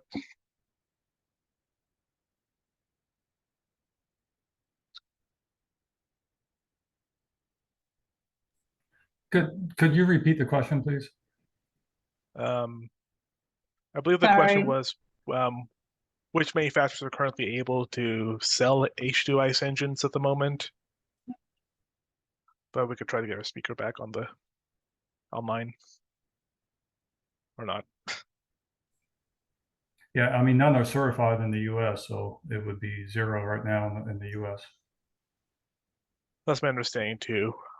So at the moment, zero, but as we've discussed today, a number of manufacturers are looking at bringing these products to market. Okay, well, we can go to our next speaker. So Bradley, I've given you permission to speak, and after that, David Park. Hi, this is Brad Ziegler from 44 Energy. We're a consulting firm working in the transportation and energy space. A question I have is, do we have a time frame from CARB on when a decision might be made around hydrogen ICE in terms of what are the near zero emissions that would be allowed in terms of like CO2, what low levels of CO2 may be allowed? Would NOx need to meet 0.035 grams or so? So the question is that the timing on when that would be solidified, because the OEMs really need a hard target and hard dates to work by. Thank you. I can take that one, Paul. I mean, so right now, this is just a technical meeting on what the status of the questions are. We're not looking to pursue a regulatory change at this point. Any Well, discussion on those kind of topics would be something potentially in the future. I can say that right now, hydrogen ICE vehicles can be sold in California as long as they meet our omnibus standards. So these vehicles would be held to the same standard as any other combustion-powered vehicle. They are not counted as zero-emission vehicles right now, but if they want to be sold in California, there is a pathway available for them already. Well, yeah, so I'll add to that. The comment earlier was also raised that some of those efficiency improvements could be in a hybridized version, and the Advanced Clean Trucks regulation does recognize a plug-in hybrid electric vehicle, regardless of what the combustion technology is on that vehicle. So they could be included in the existing rules as of now. So they are eligible already to be part of the existing program, but we're not entertaining any modifications at this point until additional information is available. Thank you. Thank you. Okay, so we have 3 speakers left to put their hands up before our last call, and after that, we'll turn to Annalisa. So we have John Shears, and after that, Abbas Goodzari and Beverly Deshow. Okay, so go ahead, John, and unmute yourself. Hey, test. Everybody can Yep. hear me? Yep. Great. Thanks, Paul. Thanks, Carb, and thanks, panelists. So my name's John Shears. I'm with the Center for Energy Efficiency and Renewable Technologies, or CERT for short. So I want to echo concerns from other members of the environmental community, Dave, Sam, Will, et al. And just highlight and emphasize the fact that, this discussion is happening within the context of California being up against the wall even harder on air quality criteria emissions, especially NOx, than California and the world are with regards to global warming. And just to give you, if you haven't been following what's going on for the COP28, that's starting up this week around international climate negotiations. The latest word is that in order for us to achieve keeping global warming below 1.5 degrees annual average in degrees centigrade, we need to reduce global climate emissions 42% in the next 6 years. So given how dire climate is, you can appreciate where California is on criteria pollutants and NOx, and that is actually one of the biggest drivers behind this whole suite of regulations. So I had some other observations, which I'll skip over and get to my questions. And within that context, so it leads me to my first question, which is there's been a lot of mention about, different fuel qualities of fuels, and, has to be really pure for fuel cells so it doesn't contaminate the membranes and the catalysts on the membranes, etc. But that H2 ICE can run on a dirtier fuel. That to me sounds a little bit dissonant if part of the argument that is being put forward is how this will not only help sort of bridge on the vehicle technology front, but also help build the fueling market, when the whole point is to get to zero emissions. When we need those zero emissions to be fuel cell, if they're going to be hydrogen, and BEV, which has also been mentioned. And so then there becomes this logistical challenge around how all of the state agencies and regulators are meant to work with industry to manage and ensure that those two different streams of fuels are clearly identified, are placed in fueling stations, which ultimately are meant to be fueling stations in support of zero emission goals, so that the dirtier fuel doesn't accidentally end up in a zero emission fuel cell vehicle and kill the catalysts and kill the vehicle. So there's a little bit of dissonance there. I'm just posing this because I understand this is a kickoff meeting, recognize that, and just putting this into the mix for discussion, assuming, as Dave said, that this is actually a bridge to somewhere.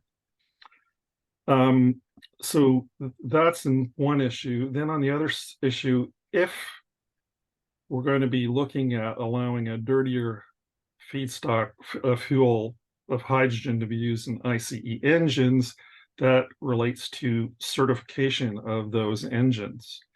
And CARB has to use spec fuels to do that certification.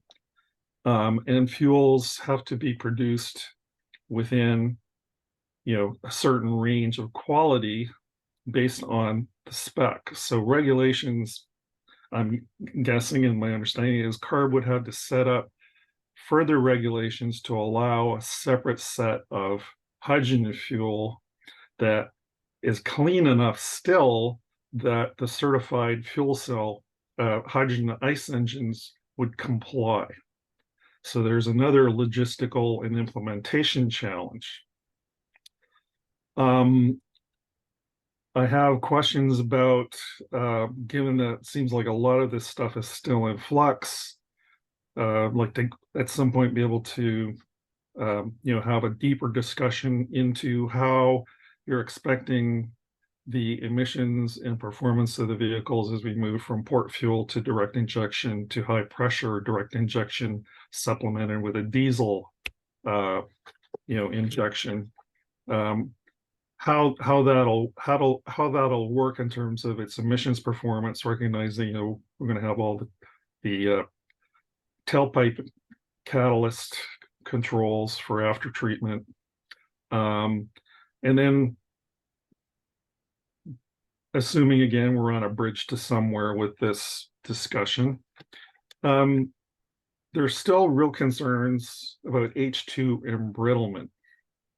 And I'm not sure, because it sounds like a lot of this stuff is still in its early days. I'm not sure how robust the protocols are for artificially aging components to actually check on embrittlement of componentry, given that we're talking about using probably some older technology plus, the add-on components to convert the engines over to hydrogen combustion capabilities.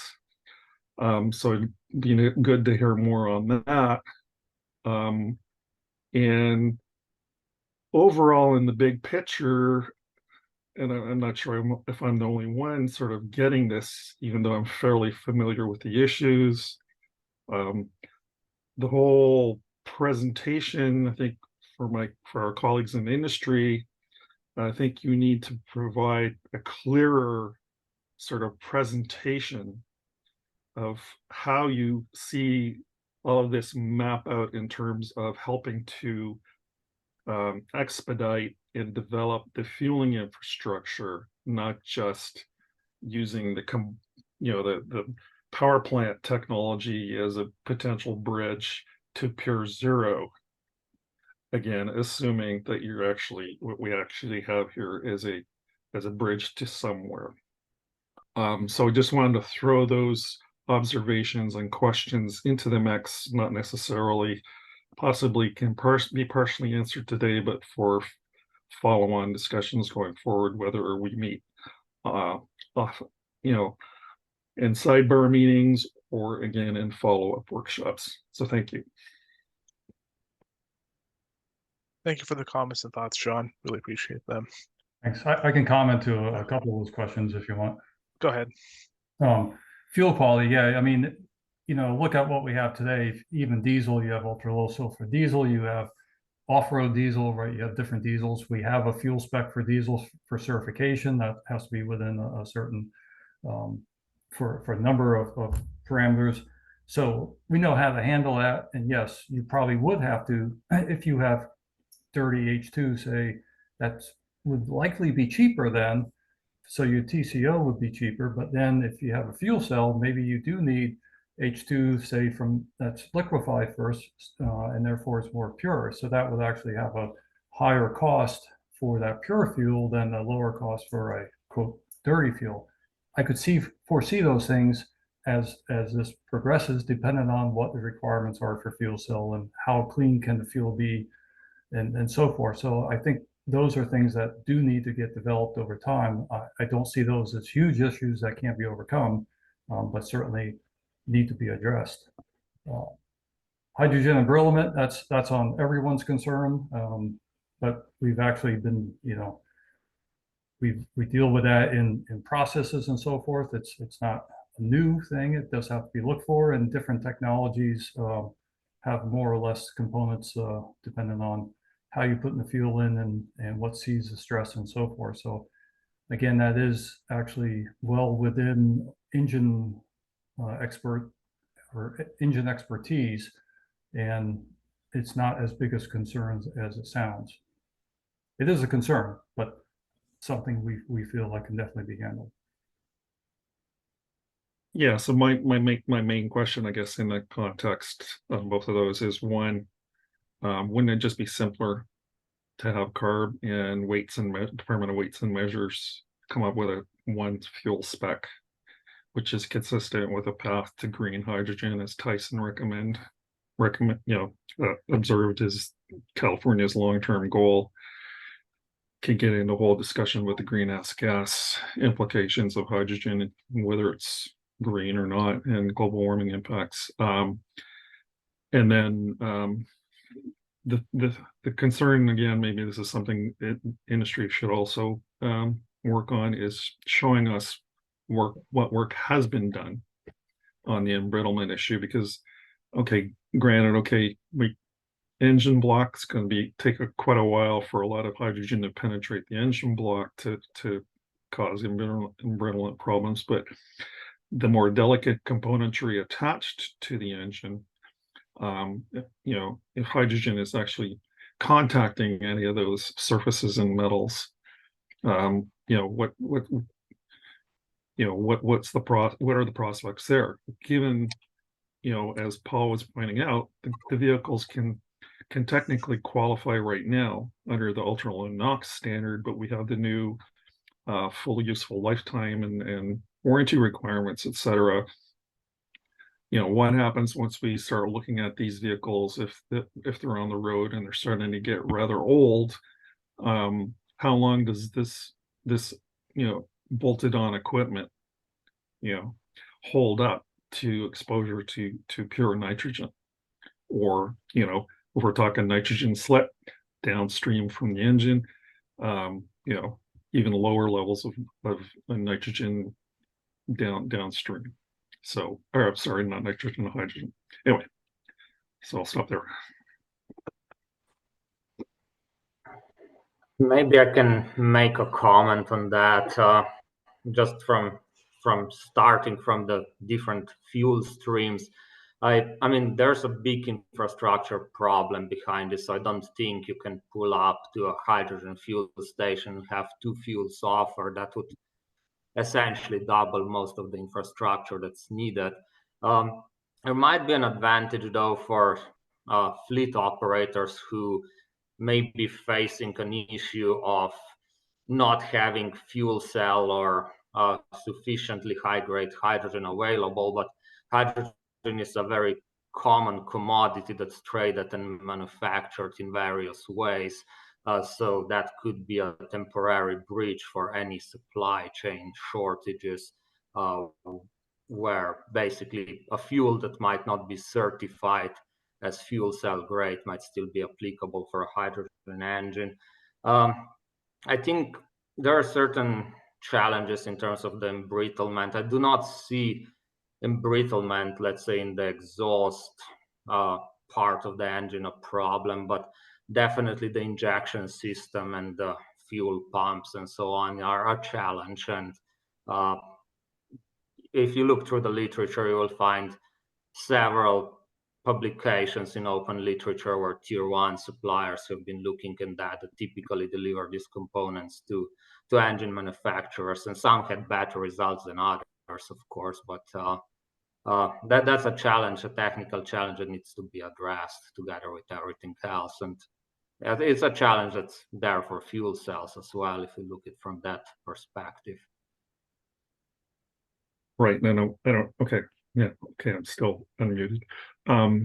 Yeah. Thanks, Eilish. Almost all of the hydrogen that's produced from SMR in California, I think, is produced for refineries.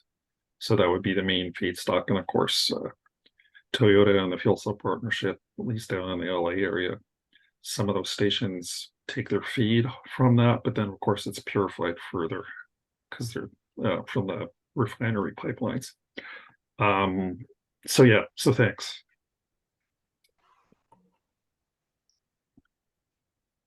Thank you. Next we have Abbas Goodarzi. I've given you permission to speak. If you could give your affiliation and begin. Abbas Goodarzi, I'm with Mag Motor Technologies. We supply products for balance of plant for fuel cell engines as well as hydrogen stations. I've been doing electric vehicle for 40 years and fuel cell for 25 years. And I am in support of the hydrogen ICE engine. Any zero carbon fuel or low carbon fuel is better than the regular fuel. My main comment here is that in any consideration for zero emission consideration of hydrogen ICE or partial PZEV credit or consideration, CARB really needs to include the overall vehicle level efficiency performance, such as whether megajoule or kilowatt hour or horsepower hour per miles or per tonnage of load added, because I think a hydrogen engine, combustion engine, be used not in a hybrid mode is almost ridiculous. It's almost ridiculous. Back in 2010 we went through all that work with the natural gas engine, and we saw how those engines are so sensitive in the zone of operations and so on. So therefore, with supporting this, I highly recommend that at least put some efficiency in terms of fuel efficiency or performance efficiency, kilowatt hour efficiency. So then people who design these engines are one group as they do their own certification, and then those who design a system, especially for California, which is a high traffic, high congestion, high concentrated area of ports, we really need to, at minimum, do hybridizations of these technologies to get the best of fuel efficiency, because hybridization would double the fuel economy for the port region. Thank you very much, and I really enjoyed the good collection of the diverse data from diverse group to really make a common sense out of it. Thank you. Okay, thank you for the comment. Next we have Russ Mitchell. I've given you permission to speak. If you could give your name and affiliation to begin. Hi, this is Russ Mitchell from the Los Angeles Times. There's been a lot of talk about zero emission meaning zero emission. But my understanding is that CARB already allows 20% of so-called ZEV vehicles to be plug-in hybrids by 2035. So I'm wondering how CARB squares that fact with the idea of zero emissions, meaning strictly zero emissions. I guess I can take a shot at that one. So when we're developing our advanced lean truck regulation, we're looking to really foster the zero emission truck market. So we were looking at zero emission vehicles and technologies that help enable zero emission vehicles. So we did give partial credit for plug-in hybrids, which meet the minimum all electric range requirement, which we titled near zero emission vehicles. And there's a common synergy in that plug-in hybrids have many of the same components as zero emission vehicles. They have electric powertrains and batteries, so a lot of shared components, and they can help address situations where a full battery electric or fuel cell vehicle can't fully meet the needs yet. So we saw that it does help in creating a transitional technology, but we also put in some safeguards to help make sure we're seeing progress in zero emission vehicles. So we only we give partial credit for near zero emission vehicles, and there's a cap, so manufacturers still have to make some fully zero emission vehicles. So we put these in to help ensure that we're putting ourselves on the pathway to achieve full zero emission vehicles while still getting this early technology developments that we need. So that's kind of how we set it up. And over time, the minimum mileage needs increase, and eventually it goes to fully zero emission by 2030.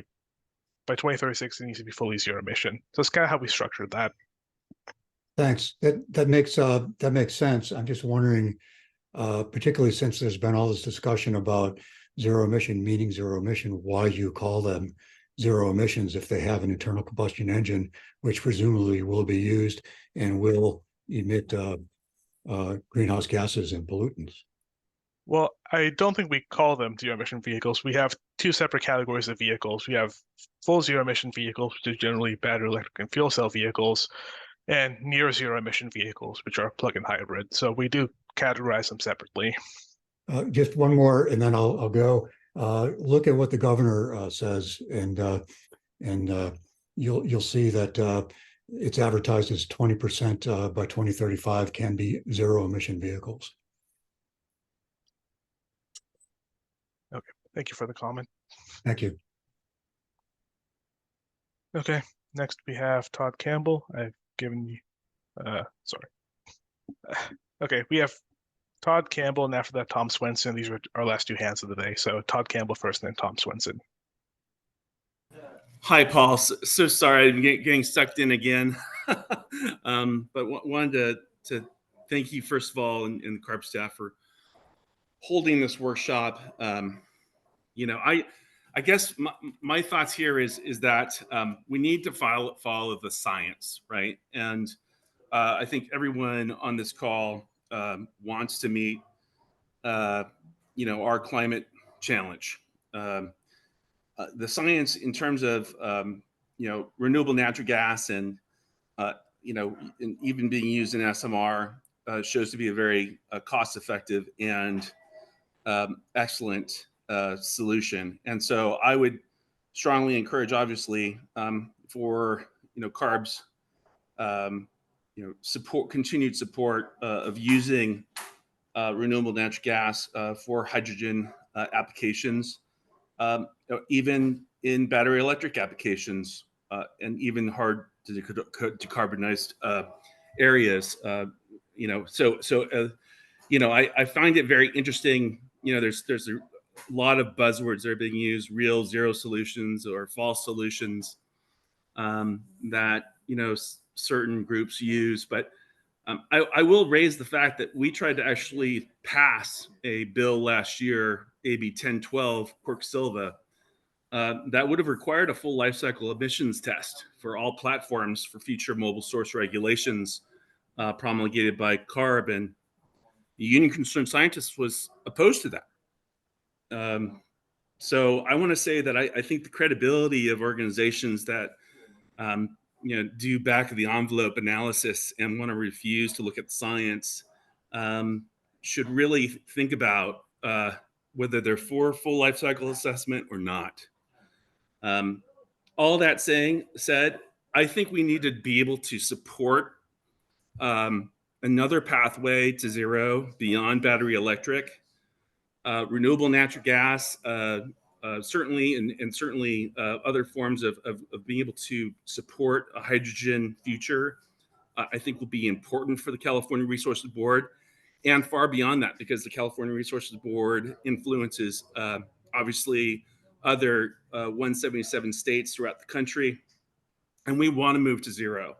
I will also say that battery electric is not zero. It will be, hopefully, one day. But we need to be able to create renewable resources, renewable energy, not just for battery electric applications, but also hydrogen applications. The good news is, no matter how you slice it, renewable natural gas is an agnostic fuel. We as a fuel supplier here in clean energy in California, we're 100% renewable natural gas. Furthermore, nationwide, we hope and we're targeting to be 100% renewable natural gas by 2025. So that means, trucks that come and go from the state of California will be running on a carbon negative fuel to help not only California meet its very noble and stringent goals, but also other states that want to follow California's lead. And with that, I want to thank you for your time. Thank you, Todd.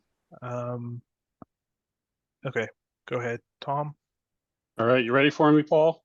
Yep, let's do it. All right, Tom. Yeah, Tom Swinton with Cummins. Sounds like I'm going to wrap the day up, and maybe this leads right into Annalisa's wrap up. So we at Cummins, a number of us have been listening intently to the arguments today, and there's been some really interesting discussion. So my question is, so what's next? Is there another workshop? Is this it? Sort of where does the conversation go from here? And jump in. I mean, at this point, I think it's just wait and see. We're not, because I think some of the discussion earlier before this meeting was, hey, we'll have more information in the future on filling in some of the gaps and things like that. So we'll always look at the data and things like that. But at this point, there's no specific plans to continue a dialogue until I think we see some data and results. Okay, so we should think about scheduling or looking at scheduling something for the early part of next year when we anticipate having some of this data available. I mean, at this point, I think share it, because I mean, one will take the information back. I think, as you heard, at least from my perspective, I'm to speak from my personal view, not necessarily for the entire agency. Maybe Annalisa will. But we heard is like the range of issues here is ranging from obviously amending existing rules to developing fuels policies specific to getting lower carbon intensity fuels, and we have the LCFS program as a for instance, and so. There's a lot of issues and questions to be answered, and because I think part of the discussion today too was, hey, when you look from a national perspective, here's the way you look at the world, but California is a little bit different in that we already have considerably tighter engine standards on the omnibus requirements, as a for instance, and the fact that a hydrogen combustion engine could be sold today in California if it was manufactured. It could make it easier for manufacturers to meet the omnibus standards. I think everybody probably in this meeting is aware we made some additional modifications to the omnibus requirements to provide more flexibility for manufacturers to meet it. So if hydrogen was the solution, then that presumably would have not been necessary if it was available today. And then I think there's other questions like timing and things of that nature. And then we will be doing future rule amendments and so on. So I think there'll be other opportunities to learn as things change and as more information becomes available. Yeah, so I appreciate that. As we're we're trying to be supportive of just discussions in general around cleaning up the air and supporting CARB and those sorts of things. I mean, you mentioned more information, and I don't necessarily know that we could do it in this forum at this particular time, but we'd love to have sort of a checklist of sorts of what is the information you're looking for, so that we can work on gathering that and then using it, as part of the discussion and analysis later. So could we do a follow-up, on sort of developing that list? I don't see a problem with doing that and having further discussions. But at this point, I think we'll take back what we heard today. I mean, I at this point, I'm not up to speed on even what other information area we might already have in our research department, for example, on hydrogen, internal combustion engines specifically. And at the end of the day, any policy approaches obviously would be decided by our board, but at the same time, it's like we would have to be able to fit it in within the approaches that we've taken, as you kind of heard. Is like, yeah, sometimes establishing a fuels policy first before the engine standard is critical to enable the technology and so on. And so there's a systems approach we have to look at here. Yeah, well, I things guess all fit maybe together. yeah, maybe my message is, we're here to support getting, good data to support the analysis, and then the analysis will lead where it leads, and we want to make sure that we invest the resources to get the data that supports that analysis. And so we'd like to, we want to continue to work with you guys to make sure that we don't go off and develop data that you say, oh, well, that wasn't really useful. We want to make sure that the data is useful for the discussion. So we can take this offline, Tony. Appreciate the response. I get it. I wasn't looking for a list today. Really more of an offer to continue to work together. Okay, thanks. Yeah, and that offer comes from all of us too there. So. Okay, and with that, I'll turn to Annalisa. Great, thank you. Well, I wanted to start with a deep thanks to our panelists for their presentations and for sticking around for the conversation with our audience. That has been really helpful. Overall, I think this has been a helpful dive into the technical merits of hydrogen ICE and fuel cell truck technologies. And we're hearing clearly that our panelists see hydrogen ICE as a bridging and a complementary technology that could serve a significant role in rapid decarbonization of the transport sector. We did hear that there are NOx emissions associated with hydrogen ICE, but these emissions may be lower than diesel drivetrains and have some similar after-treatment opportunities as diesel, with some open questions about certain differences. We heard that for ICE, there is some give and take between secondary reactions that produce nitrous oxide, a high potent global warming pollutant, and NOx emissions control. And we also heard that hybridizing the ICE powertrain will be more efficient and more cost effective than the cost of low carbon hydrogen during the next 10 years than straight combustion only as an option. Very interesting material presented regarding vehicle efficiency of the different technologies across different drive cycles. That was new for me, and I appreciated those. I'm looking forward to studying those presentations in more detail when we get those posted. I picked up that the primary concern for commercial success of hydrogen vehicle technologies includes the cost of hydrogen and the establishment of hydrogen refueling stations. I'd say this is something we knew. Good to hear that that is consistent. From our participant audience, we had a number of commenters emphatically state that zero should be zero and that hydrogen ICE should not be considered eligible to fulfill zero emission requirements. But we also heard from the audience members that supported inclusion of hydrogen ICE for relative ease of implementation and other factors. And I appreciated the questions asked of our panelists and our panelists willing to stay on the panel to field those questions. This kind of open dialogue is incredibly helpful. And so finally, thank you to everyone again for participating today. This has been food for thought for us, certainly a lot for us to take back and have our internal discussions about next steps. And with that, I'd like to turn it back to Molly to close us out. Thanks. Great. Thank you everyone to the 200 plus participants that have stayed online. And I'm sorry if you raised your hand after we made our last call. You're welcome to send any comments or over to zevfleet at arb.ca.gov and we'll get back to you. And we will be posting these presentations online soon. They have to meet our accessibility standards first. And we also intend to post the entire workshop as well. So thank you, everyone. And I hope you have a wonderful day. Thank you.